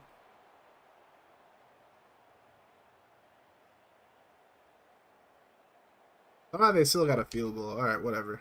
Oh, I don't know what the fuck just happened. I guess the game just said, nah, we're gonna just give them the field goal here. Well, Oregon fans ain't gonna be too happy about that, but I mean, you're losing to a backup quarterback that didn't really play until now. And nice runs by now Talia Semino with a nice run. And here come the Trojans again, getting a freebie 3-point fake spike. I mean, it didn't even look like a fake spike to me, Pokey. It looked like a glitch, honestly. They try an RPO, didn't work out very well.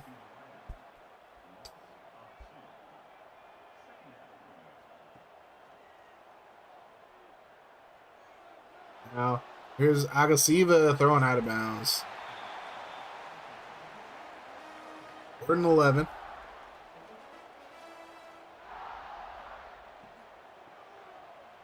Now they're going to try the delayed handoff.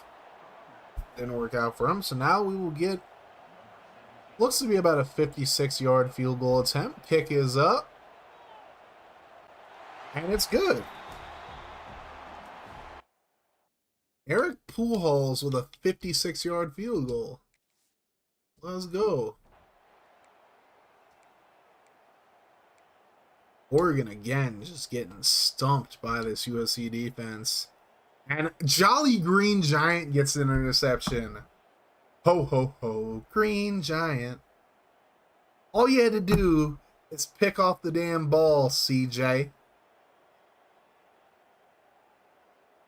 Does CJ have his sound? Oh my. See right now. Ho, ho, ho, Green Giant. All you had to do is get in the goddamn interception, CJ.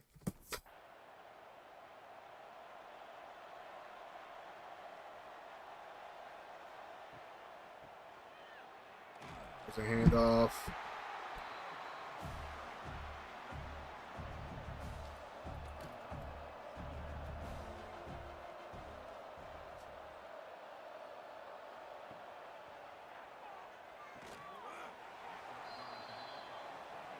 Third and 13.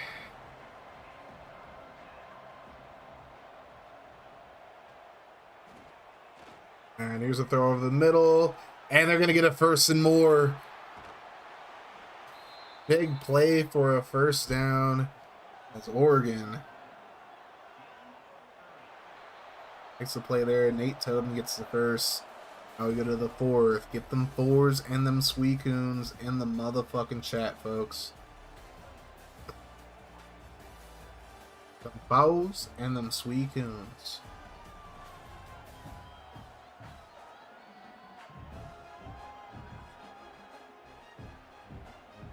All right. Y'all ready for another scouting map? It's about that time. After this play, of course. Nice run. Scouting app number 3 of the night is going to be pick 2 players from tonight's stream. And you are going to get their physicals. Some you might want to put in your back pocket until like the class is actually settled, but you want to blow your load and do it now. Pick somebody who ends up not making it to the class, that's on you.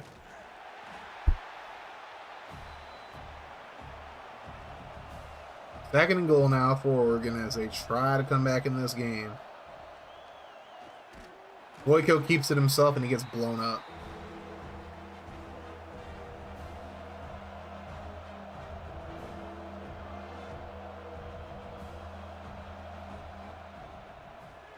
Boyko throws left side, has a man. It's a touchdown for the Duckies. And that's Jody Gentry. It's Gift Simple player. He's trying to get Oregon some redemption right now.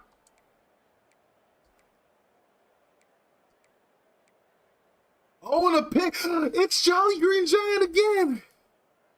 All you had to do is get a second pick, CJ. Ho, ho, ho. Green Giant. Jolly Green Giant is single-handedly trying to bring Oregon back into this game. Here's Boyko. Throwing to the end zone. Caught. Touchdown. Nate Tobin makes the grab. And don't look now, y'all. Oregon's right back in this game.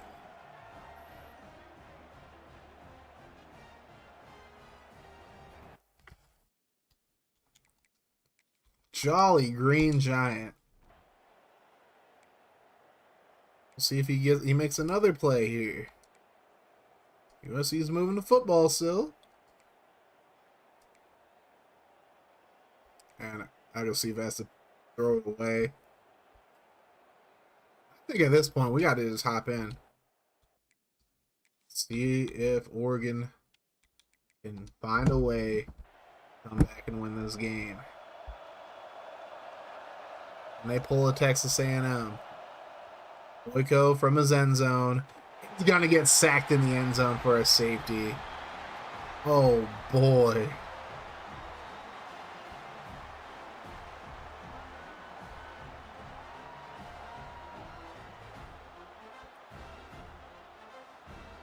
Casey Thielen gets the sack.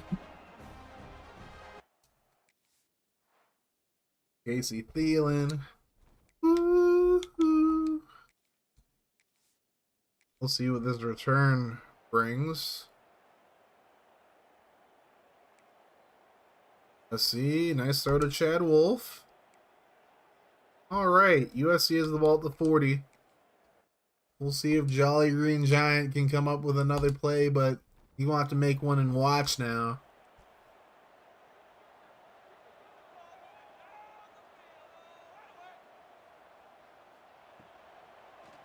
The throw over the middle. Oh, it's picked off.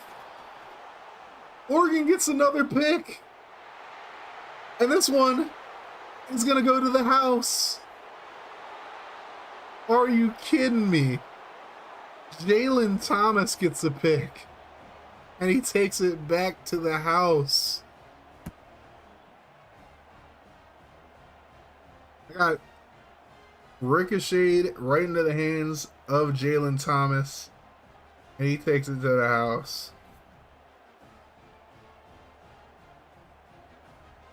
Agasiva has had a terrible second half.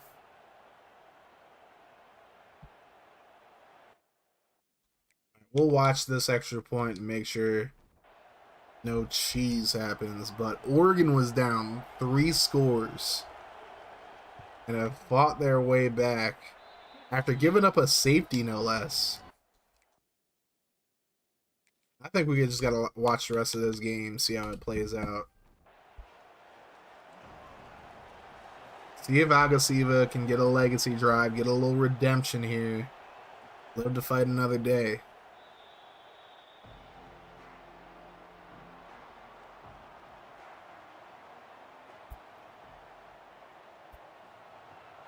Agasiva stepping up, lets it fly, has a man. Caught out of bounds at the 44.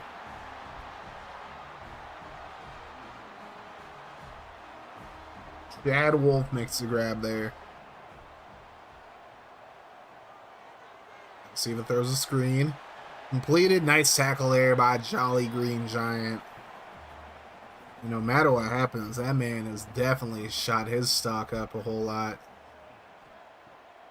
The fake. Agasiva gets it away. Has a man. It's Wolf again. Up to the 22.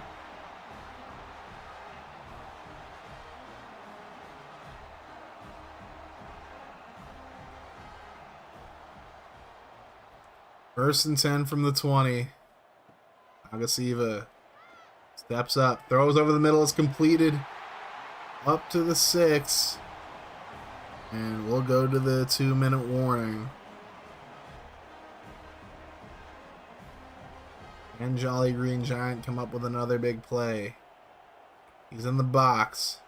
Agasiva keeps it himself and he gets blown up. You'll see just taking their sweet time. Taking their sweet time. Send a man in motion. Agasiva to the end zone. Completes it for the touchdown. And I think that's Terrell Gappy Galladay making the grab there. Nope, it's Jamarian Honeycutt. Honeycutt's been making some big plays, both in Watson and Sim, and he comes up with a big one there. With 1:22 to go, it's in David Boyko's hands now.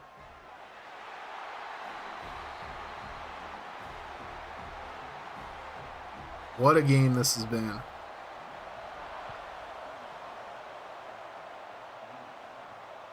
Here's a return inside the 5. Nice spin. Up to the 24. Now. Fake. Boyko gets brought down almost immediately. They gotta go no huddle now. They have all 3 timeouts.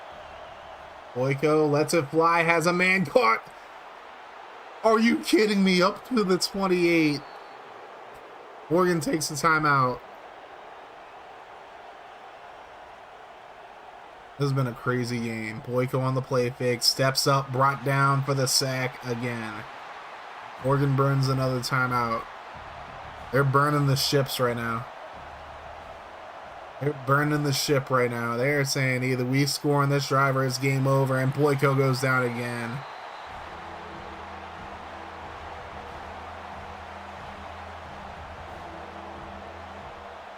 Boyko dumps it off. At least Tobin gets out of bounds. 8 catches for 196 for Nate Tobin in this game. This is ball game right here. 4th and 17. Can Boyko pull a miracle? Launches it. Throws left side. Has a man. Oh, and Gentry couldn't come down with it. USC advances. Wow.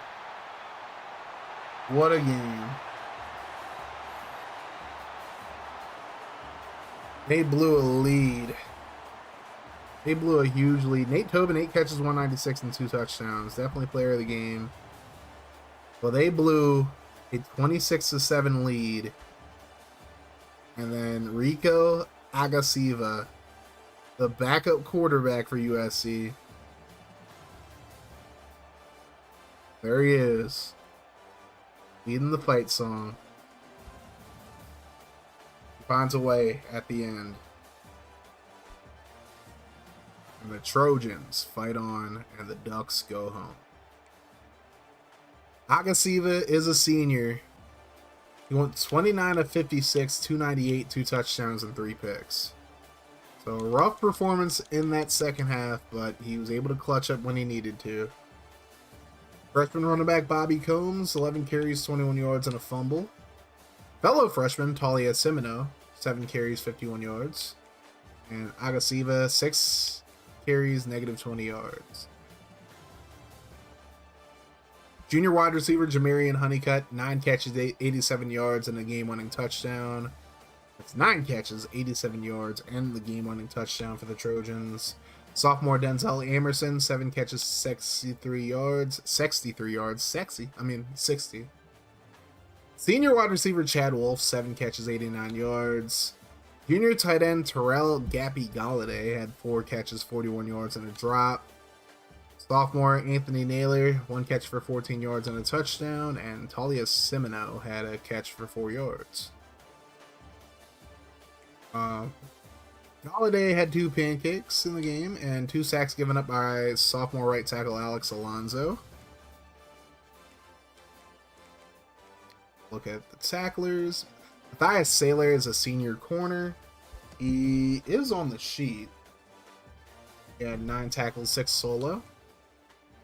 Sam linebacker Antonio Kiernan is also a senior on the sheet. He had 8 tackles, 7 solo, 2 TFLs.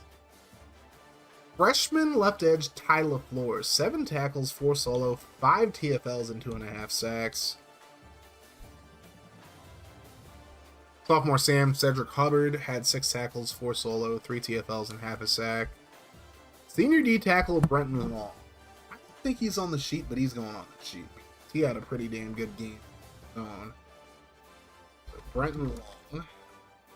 Let's see. 98. Speed rusher. Senior. 6'4", 309. Newton, Texas. Brenton Long is going on the sheet with Stephen Fleming. 5 tackles, 4 TFLs, 2.5 sacks, 2 solo tackles. Junior Max Goodley, he's a strong safety, 4 tackles, 2 solo, and a pick. Senior free safety Connor Volk is on the sheet, 4 tackles, 1 solo, 1 pick. Freshman corner Jaden Lieber, 4 solo tackles and a pick. Senior corner Brett Sisko, 3 tackles, 1 solo. Junior Mike linebacker Jake Spear, 3 tackles, 1 solo. Freshman free safety Timmy Love had 2 tackles, 1 solo. And senior D tackle Stephen Fleming, who was already on the sheet, he had 2 tackles, 2 TFLs, and half a sack. And then the only one tackle Andy that, as FG would put it, I'm going to talk about is Casey Thielen, who had solo tackle, a TFL, and a sack. And you see all the picks there. Freshman corner, Kona Price only had one tackle. He also had a pass deflection. Staylor had a pass deflection, and Jaden Lever also had one. And a safety for Thielen. And a touchdown for Goodley. Kicking wise, junior kicker Eric Pujols went 4 of 4 on field goals, made a 56-yarder, 3 of 3 on extra points. Freshman punter Austin Fayad, 6 punts, a 51.1 average, 44.8 net average, 3 punts inside the 20. It's a guy you want to look at in the future. Junior wide receiver Bo Cotton had 2 kick returns for 49 yards, and Naylor had 2 punt returns for 24. Looking at Oregon, freshman quarterback David Boyko, 17 of 30, 313, 3 touchdowns, and 3 picks. Junior running back Anton Speed, 14 carries for 24. Boyko had negative 39 on 10 carries, and Nate Tobin, the receiver, had a carry for 4 yards. And Tobin is a senior, and he's on the sheet, and he might just be guaranteed for the class after this performance. 8 catches, a $196, and 2 touchdowns. He did have a drop, but he still had a big game today. Junior tight end Terrell Kustok, 3 catches for 35. Junior wide receiver Josh R. Curry, 2 catches for 64 yards. Senior wide receiver Jody Gentry had 2 catches for 17 and a touchdown. And Speed had 2 catches for 1 yard. We had Daniel Square, the senior right tackle, 3 pancakes, 1 sack given up. Freshman right guard Bobby Howard, 2 pancakes, 2 sacks given up. And junior center Randy Hepburn had 2 pancakes.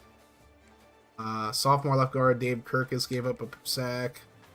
Junior center Juan Key gave up a sack. And junior right guard Vi Salavea gave up a sack as well. Tacklers, we had Jolly Green Giant. Ho, ho, ho. Green Giant. 9 tackles, 8 solo, and 2 picks. Freshman Mike linebacker Jalen Thomas. 9 tackles, 6 solo, a TFL, and that pick 6 to tie the game up at 28. Sophomore corner Tyler Korsak had 8 tackles, 4 solo, 1 TFL. Senior strong safety Jamichael Beatty had 6 tackles, 5 solo, and a TFL. Junior Mike linebacker Tyrese Days had 5 tackles, 3 solo, and a TFL. Junior corner Jose Zimenez had 5 tackles, 3 solo, 1 TFL. Junior free safety Dorian Von Olhoffen had 4 tackles, 2 solo, and a TFL. Senior Mike linebacker Charles Spann. Let me make sure he is in the class, or he's on the sheet. I'm sorry. 4 tackles and a solo tackle, 2 TFLs and a sack and a half. Corner Jalen Folkerts had 3 tackles, 2 TFLs. Jody Gentry had 2 tackles. Junior D tackle Walt Parker had 2 tackles, 1 solo, 2 TFLs, and the other half of the sack for Span with Span. Senior left edge Earl Talbot had 2 solo tackles and a TFL. Junior Mike linebacker Rashad Tam had 2 tackles, 1 solo, and junior Sam linebacker Tyrion Cole had 2 tackles, 1 solo. Sacks, Span with a sack and a half, Parker with half a sack, Jolly Green Giant had 2 picks, Thomas had the pick 6. Jolly Green Giant with 2 pass deflections. Lorenzo Chofi, who only had 1 tackle in the game, he had 2 pass deflections. Von Olhoffen had 1. Junior free safety Frederick Ruggs had 1. Beatty had 1. Zimenez had 1. And Korsak had 1. Then Ryan Fraboni was a senior right edge. He only had 1 tackle, but he also had a forced fumble. Fraboni. Touchdown for Jalen Thomas, like I mentioned. Kicker Josh Ferreira, or Barry Millard, is a freshman. He made 4 extra points. Freshman Josh Ferreira is a punter. 6 punts, 39.5 average, 35.5 net average. 1 punt inside the 20, 1 touchback. 2 kick returns for sophomore wide receiver Jared McGlinchey for 61 yards. And sophomore wide receiver Trey Berry with 3 kick returns for 71 yards. And Gentry had 3 punt returns for 38. So the Trojans move on. Trojans. 1 game to go. No records for the Trojans. Playoff game. Hooray. All right. 1 final spot to fill quarterfinals. 1 last spot. This game between 2 very random teams. Only one of them has a quarterback in this class, and that quarterback's guaranteed. Pretty good statistically. That's all I'm going to say. I don't know if he's going to make the class, but... Well, no, he's definitely going to make the class, actually. James McGarity for Wisconsin is in the class, but will be able to get Wisconsin to the next round? Well, they're going to have to get through. Team didn't even make their conference championship game, although Wisconsin didn't make their conference championship game either. That gives away one of the teams, but the team they're facing, you're going to see them right now.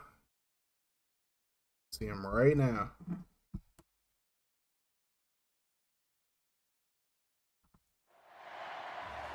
Horned Frogs are the 7th seed, taking on the 10 seed, Wisconsin.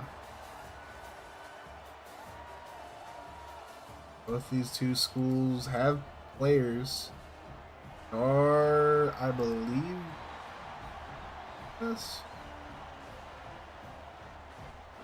TCU must have a really young team, don't they? Right now. That could change. They actually don't have anybody guaranteed to make the class, but they're in the CFP. Somebody making the class. One of you guys is going to bite on one of these guys, you know? 52 degrees in Fort Worth. You will see. This is like the first time I'm really learning about either one of these teams.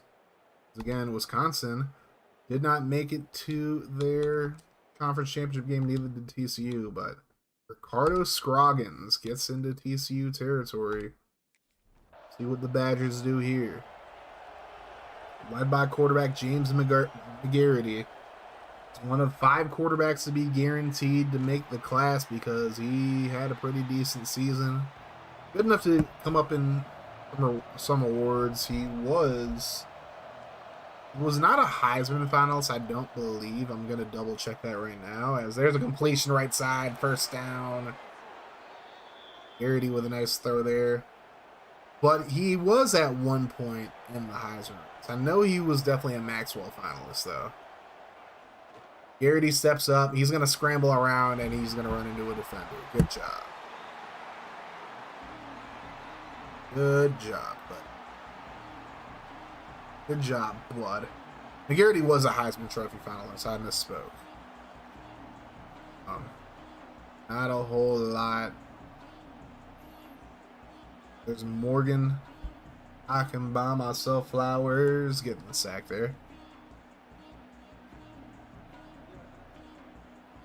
And Wisconsin was not one of the neither one of these 2 teams, I believe, were teams that we watched, or that I watched early in the season.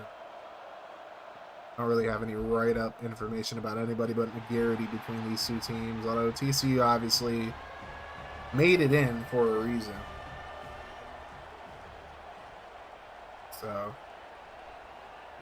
see what happens here. 3rd and 18. McGarity lets it fly. Oh, and he couldn't hold on to it. That is Johnny Charles who couldn't make the grab there. And Wisconsin will take 3 to open up this game. 3-0 Badgers. Glenn Silver knocked away that pass. He is in the class. Or he's in the sheet at least. Keep saying in the class. He's in the sheet. Team Chekwa is the quarterback for TCU. There's the Marcus Stoner who was on the sheet. 3rd and 1, and TCU is going to have to punt it away. So what a simp. And a sack there by LaMichael Saunders. Wisconsin nearly gets it all back, but they do not. Now Chekwa finds Paul Goodwin for the first down. So for the very first time, we'll see this TCU offense. See what they have to bring to the table.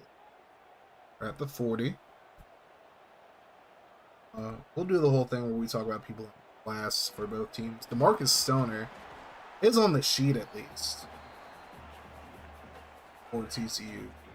Wisconsin, I mentioned McGarity is in the class. Kyle Towns, number 11, and Johnny Charles, number 87, are on the sheet for Wisconsin. Neither team has a tight end. Delonte Cavazos, who is the left tackle for Wisconsin, is in the class. There's a throw on 3rd and 3. That's broken up.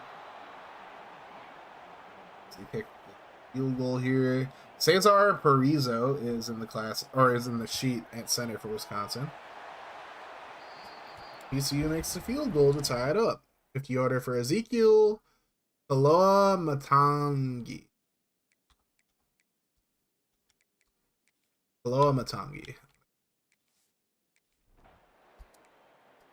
Ooh, Wisconsin. Immediately with a big run from Tremaine Diabete. Diabetes.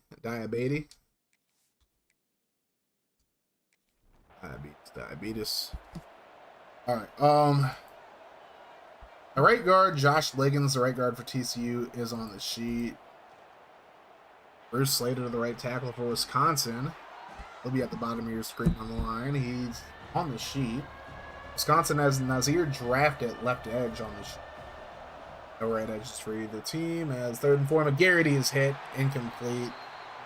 They're going to try a 58-yard. Oh boy. See this guy's leg. No D tackles for either team either. And yeah, not even close. Not even close. Riker Dorado is a user player, right? It is a user player. Whose user player it is? Look that up real quick. It's King Fay. King Fay's kicker, Riker Dorado, is in this game. You can share all that draft class QB info with me. Hey, quick plan with me, bro. Quick plan with me, bro.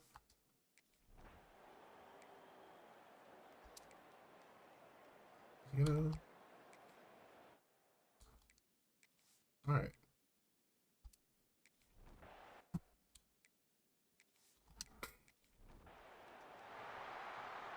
That's the first quarter. We'll skip for this. We're going to see this TCU offense at work at the 45 as we continue. Read through players on the sheet as Checkwell with a nice run. Doesn't get the first as Mateo Carrera is different TCU. Wisconsin has a Mike linebacker named Frederick Cushenberry on this sheet. No Wills, no Sams. Glenn Silver, I mentioned, is on the sheet at corner for TCU. And then Wisconsin has 2 corners on the sheet. Carl Bouye, number 1. Johnny Morrow at number 16. Free safety, Sterling Lockett is number 27 for Wisconsin.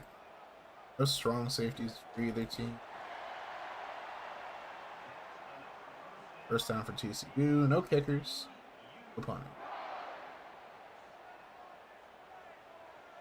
But again, you know, people might be added during this stream, obviously, because I really haven't seen either one of these teams outside of McGarity for Wisconsin. TCU kind of just snuck in at 11-1. There's a screen pass, nice blocks. It's going to be a first down and more. And all the way down to the 2-yard line goes DeMarcus Stoner. He's a stoner, he's a stoner, he's a stoner. He's a stoner, he's a stoner, he's a stoner. Yeah, can't expect that as Cam Newton. You don't need a quarterback. All right. Long winding play there. Handoff. Left side. And Not enough there.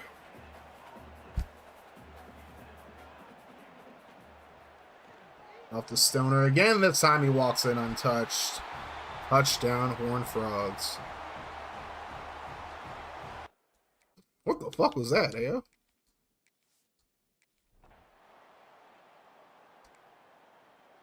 10-3 TCU. Let's see if they can get a stop here. They do.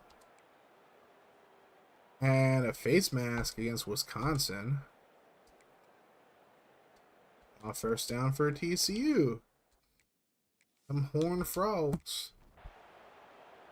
Them horny toads.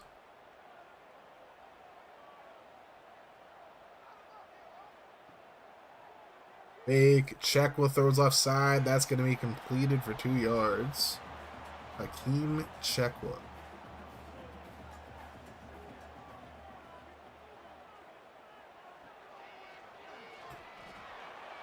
Right side completed.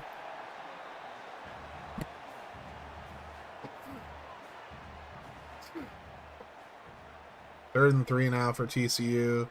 That's a weird ass stance that Checkwood takes, and he throws left side.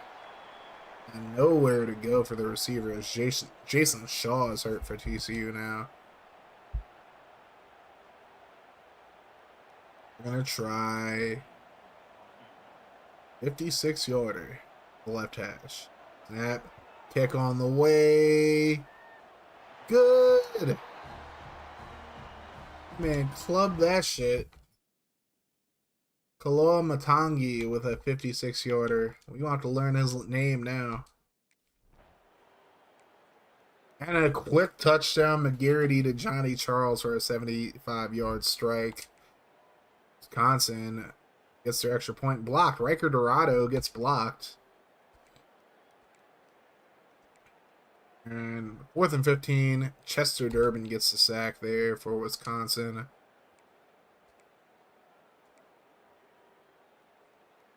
They just tried a 64-yarder with Dorado. Good lord. He's not having a good game at all.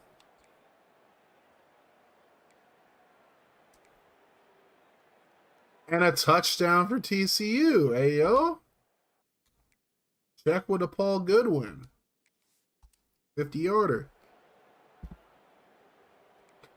20-9 now. Big play. McGarity finds Towns for 29. And now we'll see if McGarity can get the Badgers within a score before the half. Takes it. And throws that. He was very close to getting brought down. He seems to be having a good game at least. I mean, maybe his stats are inflated by the 75 yards, but, you know, it's still something. There's a first down to Towns. Wisconsin takes their first time out of the half. 52 seconds left.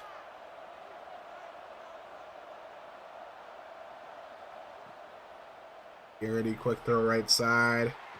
It's Towns again. He gets 8. Another timeout by Wisconsin.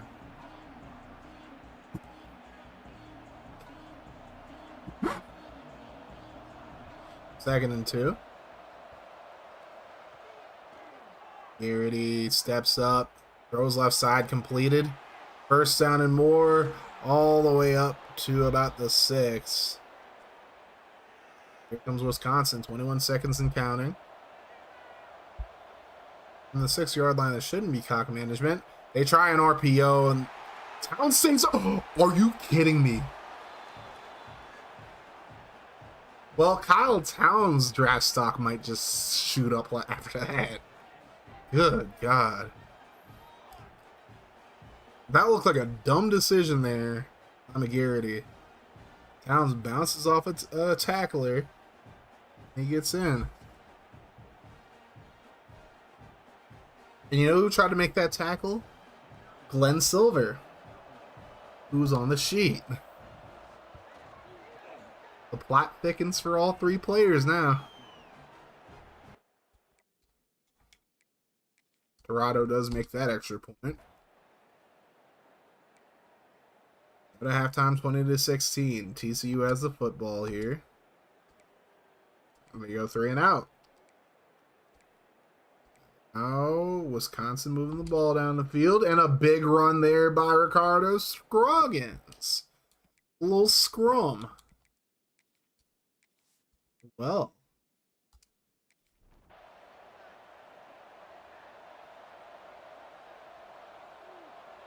See if they get into the end zone here. Hand off, and nowhere to go for Scroggins. Hasn't gotten a lot of carries, but he's making some moves with the carries he gets. Not there, though. 2nd and goal now. And an RPO, and that is going to be against Wisconsin. A legal man downfield.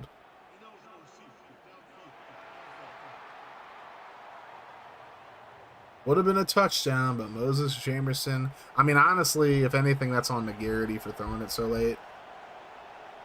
Still. 2nd and goal. Jets, or little touch pass there. It's going to put Wisconsin back for a 3rd and goal from the 13. Snap. Garrity scrambles just a little too much, and Jamichael Donahue brings him down for the sack.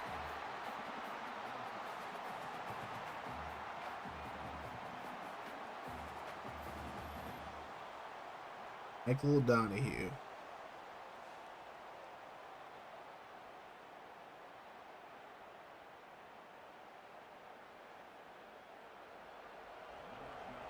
Field goal from the left hash. 38 yards out. Snap. Kick on the way, and Dorado is able to split the uprights. And it's a 1-point lead now for TCU. The first there. And they get a big play. Robert McBurrow's making the play there for TCU. 1-point game. It's a tight ball game, y'all. Ekwa throws underneath. What a hit. Good God. Straight up rocked him. 2nd and 10. Ekwa goes underneath. 4 yards gain for Stoner. He's a stoner. He's a stoner. He's a stoner. Ekwa goes over the middle, and that's going to be broken up. Good play there by Wisconsin. TCU will try a 55-yarder now. And here's a kick. That's good. This Kaloa Matangi guy is a pretty good kicker. 23-19 as Wisconsin tries to make some inroads here, but they go 3 and out. Their defense has to come up big for them, and they do. Another 3 and out. A little punt tennis here. Here comes Wisconsin. 15-yard penalty against TCU is going to give Wisconsin the ball. Here we go. Should be the final play of the 3rd, unless it's a quick incompletion. Or an injury. It's a fake. McGarity takes a shot down the field, has a man. First down. And it is Kyle. Motherfucking Towns making a grab. And we're going to hit the 4th quarter. Get them 4s and them Sweetcoons in the motherfucking chat.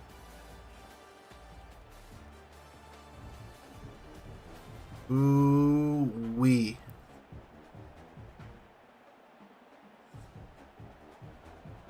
Wisconsin with a chance to take the lead here now. Hand off. And it's a touchdown for the Diabetes man.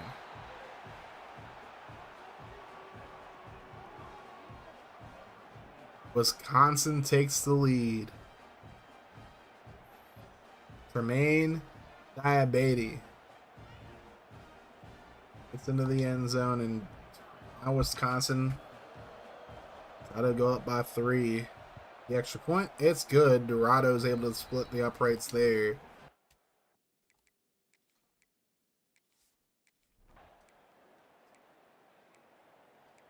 TCU goes 3 and out. Not a great time to go 3 and out at all. 4th and inches. We're going to see if Wisconsin decides to go for it here. I don't think they could be blamed. They're going to take a shot with a 61-yard field goal for Riker Dorado. Here you go, King Fei. Kick is up and not even close.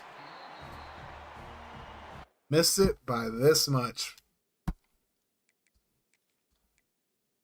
Just a bit outside. First down for TCU is going to get them back on the screen.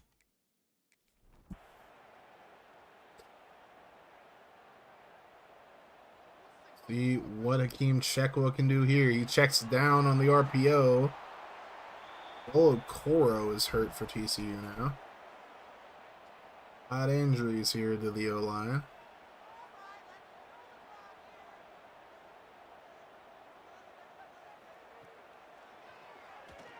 The throw left side tipped away. Good play there by the defender.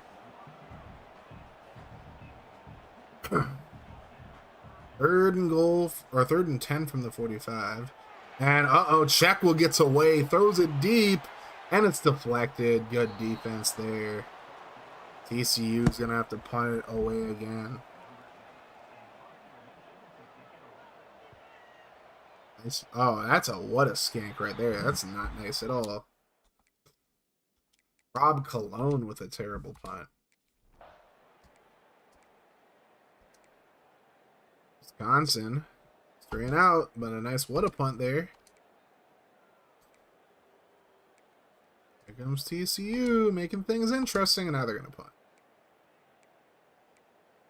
And McGarity gets sacked by Flowers.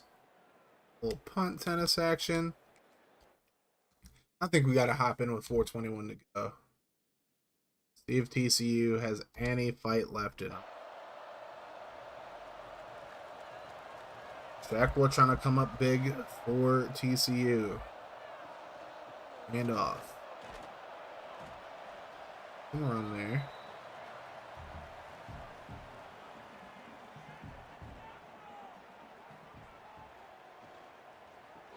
Get off again. Not much doing. 3rd and 5.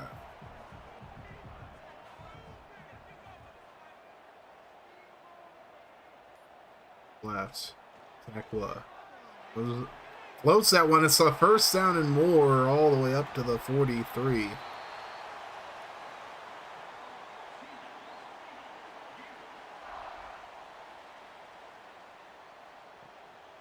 And up the middle. Broken tackles left and right. That's not Stoner. It's another running back they have on the team. I haven't seen Stoner on this drive yet. Maybe not an every down back for y'all. Might be a note you want to take there. Chekwa on the read option gets the first. Hey, yo. That's going to take us to the 2-minute warning.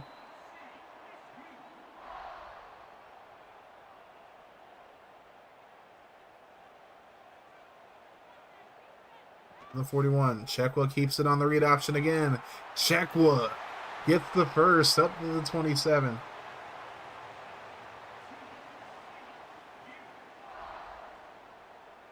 First and 10. ECU. The 27. Hand off. That's going to be a nice gain all the way up to the 18. All they need is a field goal to send it to OT. Hand it off again. Another big run. Nice blocking there and a spin. And Clayton Tandy is injured for TCU now. They won't have to take a timeout for some. Okay. The Tandy man can. TCU's got to be thinking touchdown in the back of their minds here. The draw play, that goes absolutely nowhere. Frederick Cushenberry with another good tackle. TCU burns their first time out.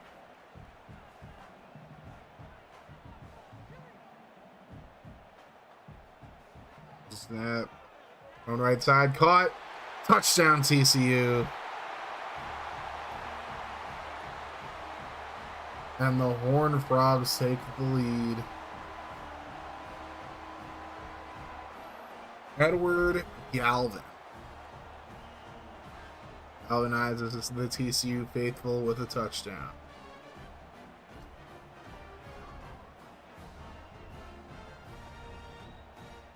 Snap, pick is up. And it's good. We're just gonna take it all the way to the end of this game. Probably not gonna be overtime that TCU has a touchdown here because Wisconsin has to score a touchdown on this drive with 57 seconds left. It's gonna be returned up to the 20. 1st and 10. Here's McGarity with a chance for a legacy drive here. Finds a man for 5 yards. See how they play this. No timeout taken here. Garrity scrambles. Flushed out of the pocket. Picks up the first. And even more. And he's going to slide past the 46. Huge play there. Finally, him scrambling actually pays off for them. Garrity, quick throw over the middle. Ooh, that was dangerous. Tried to force that to Towns. Almost ended the game right there. 2nd and 10. McGarity steps up. He gets hit. And he's sacked. He said he clutched with his legs or something like that. Or whatever he said. Garrity throws over the middle, and that could have been game over right there. But now they have one last shot.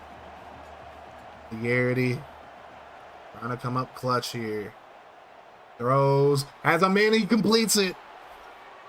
That's the 20. Johnny Charles with the grab there. 17 seconds to go. Garrity throws to the end zone. Oh! If he catches that, I think he scores. Snap. McGarity throws left side. Has a man caught. Charles up to the 4. They got to hurry up, though. Tick, tick, tick, tick, tick, tick, tick, tick, tick, tick, tick, tick, tick. They're going to just run a play here. 5 seconds to go. Game on the line.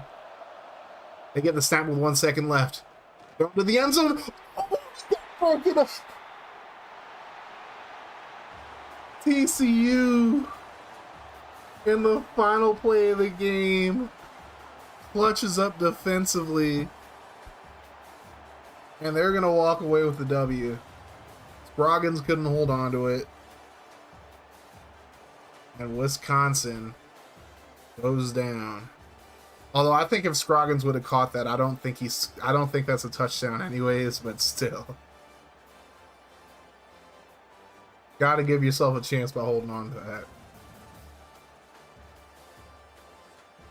Oh, we got to watch that play real quick. Garrity took the snap with 1 second to go. Had Scroggins on the angle. I think if he throws it a little more ahead of him, that's probably a touchdown. But nah, the ball's like in his pocket, in his right pocket. Appreciate the tab as Guardian. Thank you so much. Bro. Yeah, I don't think the way that animation was, Scroggins probably gets stopped short. Look at who made that play. It was Hurt, number 37. I hurt myself today. What a game, bro. So, in case you're wondering about TCU's quarterback, Hakeem Chekwa, he is a junior. He went 20 of 40, 206, and 2 touchdowns in this one. Came up clutch when they needed him to. Senior running back DeMarcus Stoner, 15 carries, 73 yards, and a touchdown. Chekwa, 9 carries, 38 yards. Sophomore running back Zeke Watkins had 7 carries for 38 yards. And Edward Galvin, who scored the game-winning touchdown, 3 runs for 6 yards, 3 carries for 6 yards. He's a freshman. Junior wide receiver Robert McBurrows, 6 catches for 38 yards. Junior wide receiver Paul Goodwin, 6 catches, a $117 and a touchdown, but he did have 2 drops. Marcus Stoner, 3 catches, 15 yards. Amani Okorafor had 2 catches for 17 yards and a drop.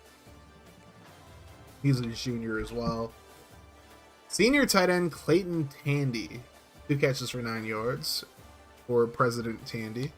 If you know, you know. And then Edward Galvin, the freshman running back, 1 catch for 10 yards and the game-winning touchdown. Blocking wise, senior right guard Edward Lewis. He is a senior. Not in the class at the moment, but with 3 pancakes. Might as well try to see what he can do. TCU 59. There's 3. Each. Okay. Edward Lewis is in the sheet.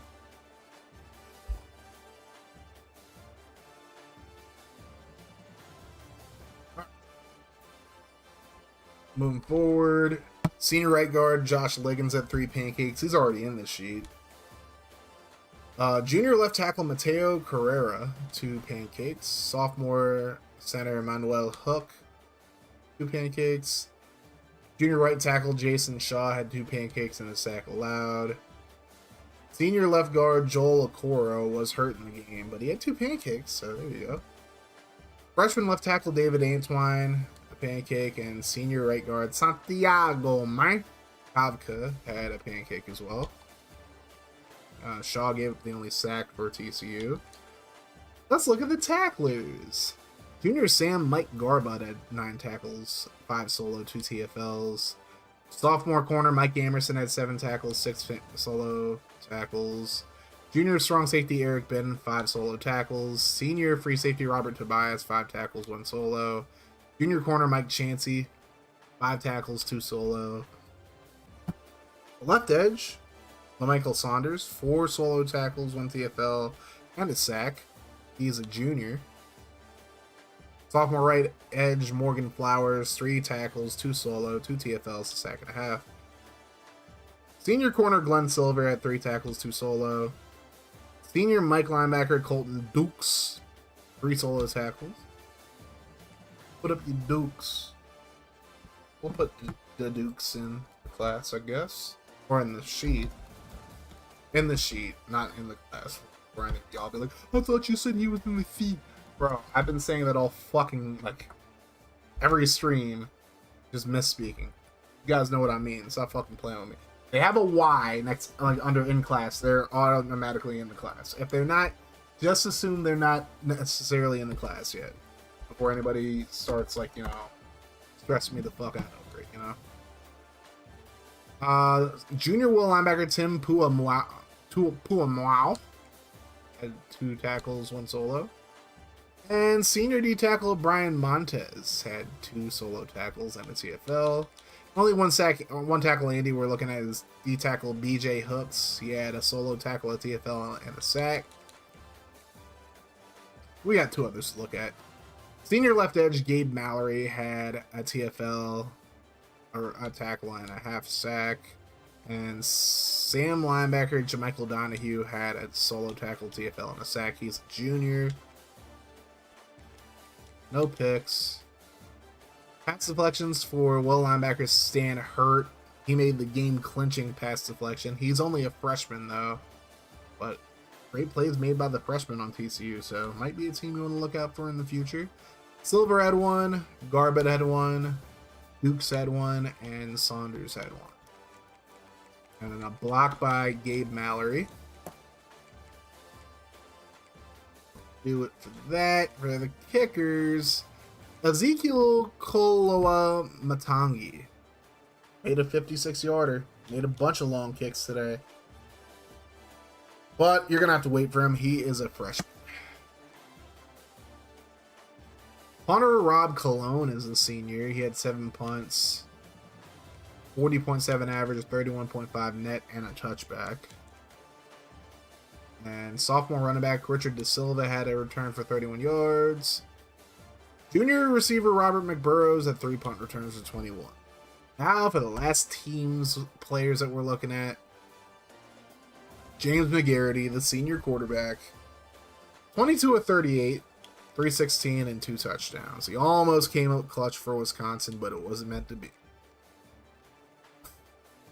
Junior running back Ricardo Scroggins. He had 8 carries for 103 yards. Garrity, 7 carries, -10. Sophomore running back Tremaine Diabate, 7 carries, 51 yards, and a touchdown. Senior wide receiver Kyle Towns had 9 catches, 111 yards, and a touchdown. Senior wide receiver Johnny Charles, 6 catches, $150, and a touchdown. Junior wide receiver Tremaine Ficken, 4 catches, 21 yards. Senior tight end John Caraway had a catch for 5 yards, but he also had a drop. Not putting him on the sheet. Diabate had a catch for 7 yards, and Scroggins had a catch for 22, and unfortunately couldn't make the grab at the 1. I think that might have been his drop. I don't know. Pancakes. Right guard Gerald Thomas had a pancake. Senior left tackle Volante Cavazos is guaranteed to make the class. Yes, he's making the class, not just the sheet. This guy is in the class. If you look at the sheet, you'll know that. 1 pancake, but he gave up 2 sacks. And then junior right guard Cedric Feeney. He's a junior. He had 1 pancake. 3 sacks given up by senior right tackle Dennis Merrill. He's definitely not going on the sheet. Don't even worry about that.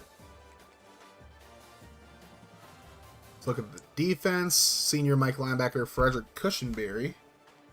He should be on the sheet. 11 tackles, 8 solo. Junior cornerback Bruce Vunovich.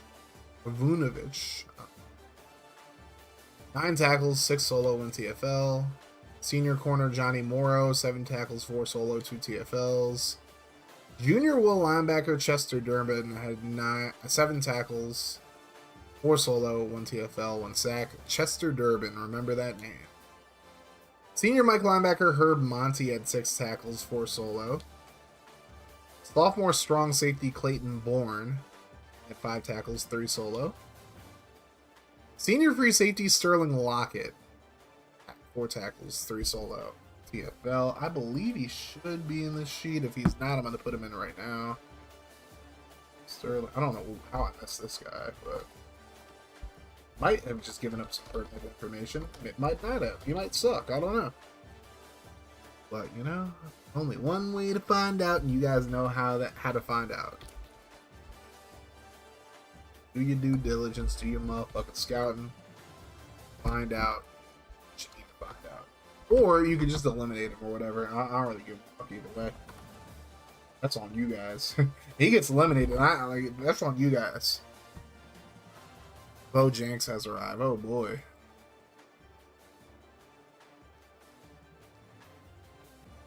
Alrighty. Junior D tackle Niles Beebe had 4 tackles, 3 solo. Senior cornerback Carl Bouye had 3 tackles, 1 solo. Senior left edge Nazir Draft had 3 solo tackles. Freshman D tackle Ahmad Bridges, 2 tackles, 1 solo. Sophomore strong safety Jacques Woods had 2 tackles, 1 solo. And sophomore will linebacker David Uhus, 2 solo tackles. Beatty had its tackle on, we'll talk about this one tackle, Andy. Freshman D tackle Finau Pitoatua had a solo tackle as well. Only sack went to Durbin. No picks. Vunovich had 2 pass deflections. Bouye had 1. Morrow had 1. Bourne had 1. Lockett had 1. Draft had 1. Monty had 1. And Cushenberry had 1. No forced fumbles. Well, Riker Dorado, it doubles as the kicker and the punter. That's probably why he was missing so many kicks. But he's a junior, so we'll have next year to get it together. 2 of 5 on field goals. Made a 43-yarder, and it was 2 of 3 on extra points as well, with one of them being blocked. Punting-wise, Dorado, 5 punts, 256 yards. I was 51.2 average, 47.2 net average, and a punt inside the 20 and a touchback. Kick return wise, Thicken had 3 returns for 72 yards. Sophomore wide receiver Keon Wilkes, 1 return for 24 yards, and Thicken with 5 punt returns for 63 yards. That is how the cookie crumbles. All right. Well, with that right there, I give you scouting opportunity number 4. Right. Scouting opportunity number 4 is, I want you to pick one player from each of these teams to get out of the class. Pick one player from each team in today's stream. Get him out of the class. Stream's been fine, Kobe fan.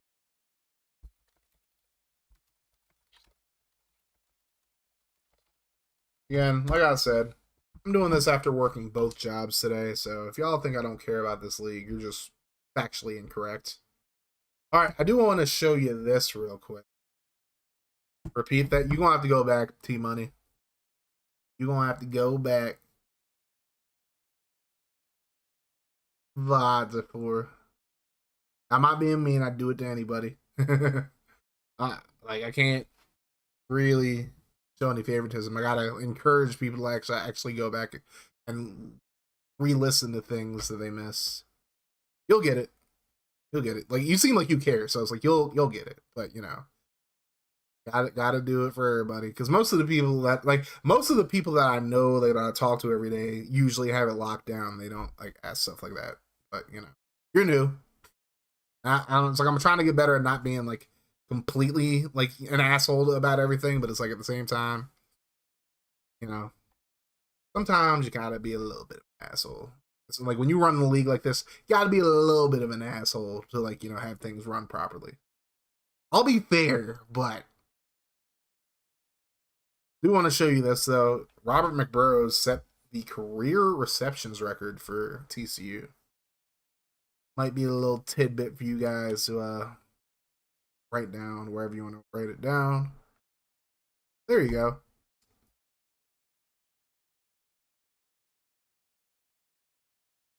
And TCU, of course, is moving on. So, we're going to show you 2 things. 2 things. Has LSU played? Well, LSU went 5-7. They are not in a bowl game, so you ain't going to be able to see your player, unfortunately. Not until the scouting games, at least. When we get the scouting games, you will see Bo Jenkins in action at some point. So, fortunately, no Bo Jenkins in these streams. Makes you feel any better. Florida State went 6-6, so they weren't much better than LSU at all. But, you know. With that being said, it is about time. Vince. I don't know why I had this coach in this early.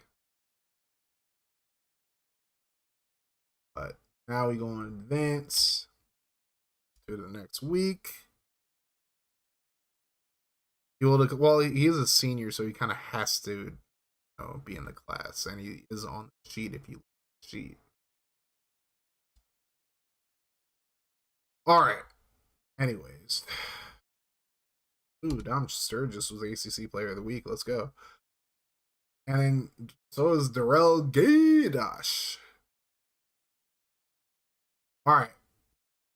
First thing we're going to show you, probably what you already figured, we're going to show you the bracket. How it stands. SMU, after beating Utah in a close one, is going to play Louisville in the Rose Bowl. Texas beating Georgia 23-20. They're going to be taking on undefeated #1 Clemson. USC, after nearly blowing a 3-score lead, they're going to be taking on Todd Cornerbrough and that Auburn squad. USC moving on against Auburn. Moving on to play against Auburn. And TCU, for their big win against Wisconsin, they get to play against quarterback Buck Clemens. Buck Clemens, of course, who is Heisman Trophy winner. I've been paying attention. There's that. Go back to the BRB screen real quick because I don't want you seeing any. You ain't getting no freebies around here, partner. Yes, Buck Clemens, the Heisman Trophy winner, will be in action. It's time we stream the playoffs. Harvey Soro still won't be playing. James McGarity, of course, is out. I believe we still won't have Drayden Queza playing either. Agasiva still has a shot at improving his draft stock. I mean, he's going to need it after how he played against Oregon. Drayden Queza, I believe, if USC makes the national championship, you will get to see Drayden Queza play some football. Agasiva is going to have to get him there, basically, in that defense. All right, so now the second thing I'm going to show you is the other bowl games. Here you go. Oh, there's me again. Hi, people. What's up? Tired. Work both jobs. I'm dying. Here we go.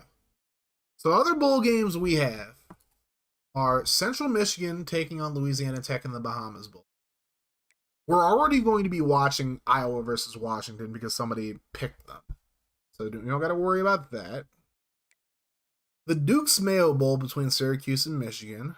Yes, the bowl we're watching because that's the playoff. The First Responder Bowl between Minnesota and Troy.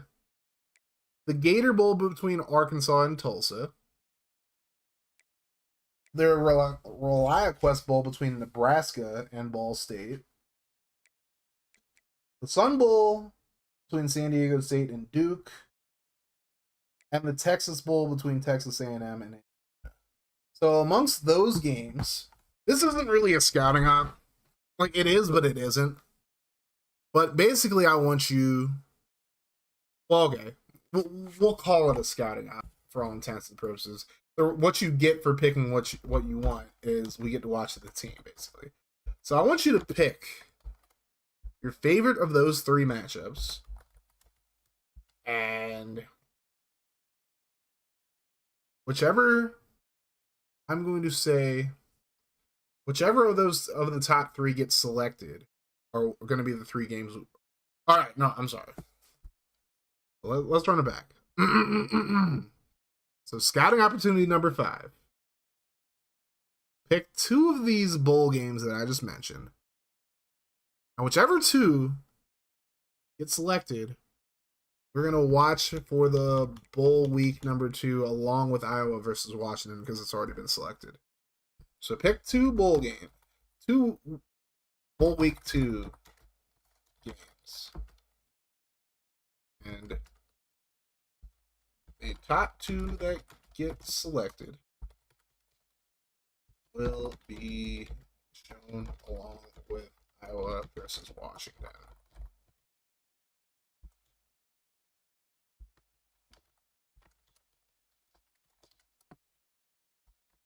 We're already watching the Citrus Bowl, but you're going to give me 2 of the other following matchups to vote for. So the Bahamas Bowl between Central Michigan and Louisiana Tech, Duke's Mayo Bowl between Syracuse and Michigan, First Responder Bowl between Minnesota and Troy, the Gator Bowl between Arkansas and Tulsa, the ReliaQuest Bowl between Nebraska and Ball State, the Sun Bowl between San Diego State and Duke, and the Texas Bowl between Texas A&M. Those are your choices. We're already watching the Citrus Bowl, so you don't got to vote for that. But give me 2 of the other ones that are not the Sugar Bowl, Rose Bowl, Peach Bowl, or Fiesta Bowl, because those are the playoff games. Top 2 that get voted in, we'll watch. There you go. A little extra for you. And yeah, again, like I said, I'm tired as fuck, so don't question my dedication. Not that anybody has, but just gonna make you look dumb as hell. All right, so I only work one of my I work my night job. I close, but I'll be off work by like 9:30. So tomorrow, 10:30, we're gonna watch the Bulls. So this is a time sensitive scouting op, by the way, like that I just mentioned. So you got to get this into me by 9. I would say by the time my place of employment closes, you guys are gonna have to get those into me. I'll tally them up real quick when I get home, and then we'll watch 3 games real quick. It's gonna be a short stream, but it is what it is. Yeah. Then I'm not streaming this Monday. I'm not streaming anything having to do with this league on Monday. Tuesday, we'll be back with the quarterfinals of the CFP. Wednesday, we'll be back with the semifinals and the Natty. And we'll kind of go from there. From there, I'll be able to actually create the class. So you just got to get to Wednesday. The class will be created. So tomorrow's stream will be at 10:30 p.m. Eastern. Then Tuesday will be at 6 p.m. Eastern. Wednesday will be at 6 p.m. Eastern as well. Just so get those in. But yeah. That's going to get her done. That is going to get her done. We are going to find somebody to raid out to. Let's see who's still alive at 147. It's way past my bedtime, y'all. Let's raid out Sammy. Sammy, good people. Sammy is good people. So, Sammy, my fellow Sabres fan. We suffering together out here. While the raid's going up, we gonna pull an FG real quick. We're gonna give you a super secret scouting opportunity. That is, I want you, beautiful people, pick any 2 players from today's games. You'll get all their physical trait or their physical ratings. You'll get all of their physical ratings. Like speed, agility, acceleration, change of direction, strength, all that good stuff. That is going to do it for you, boy. I'm going to go work on some things before I go to sleep. Y'all have yourselves a great rest of your night. Like I always say, no matter what happens, keep that mofo rolling. Love y'all. 3,000. I'm outie. 5,000. Stay hard. And most importantly, deuces.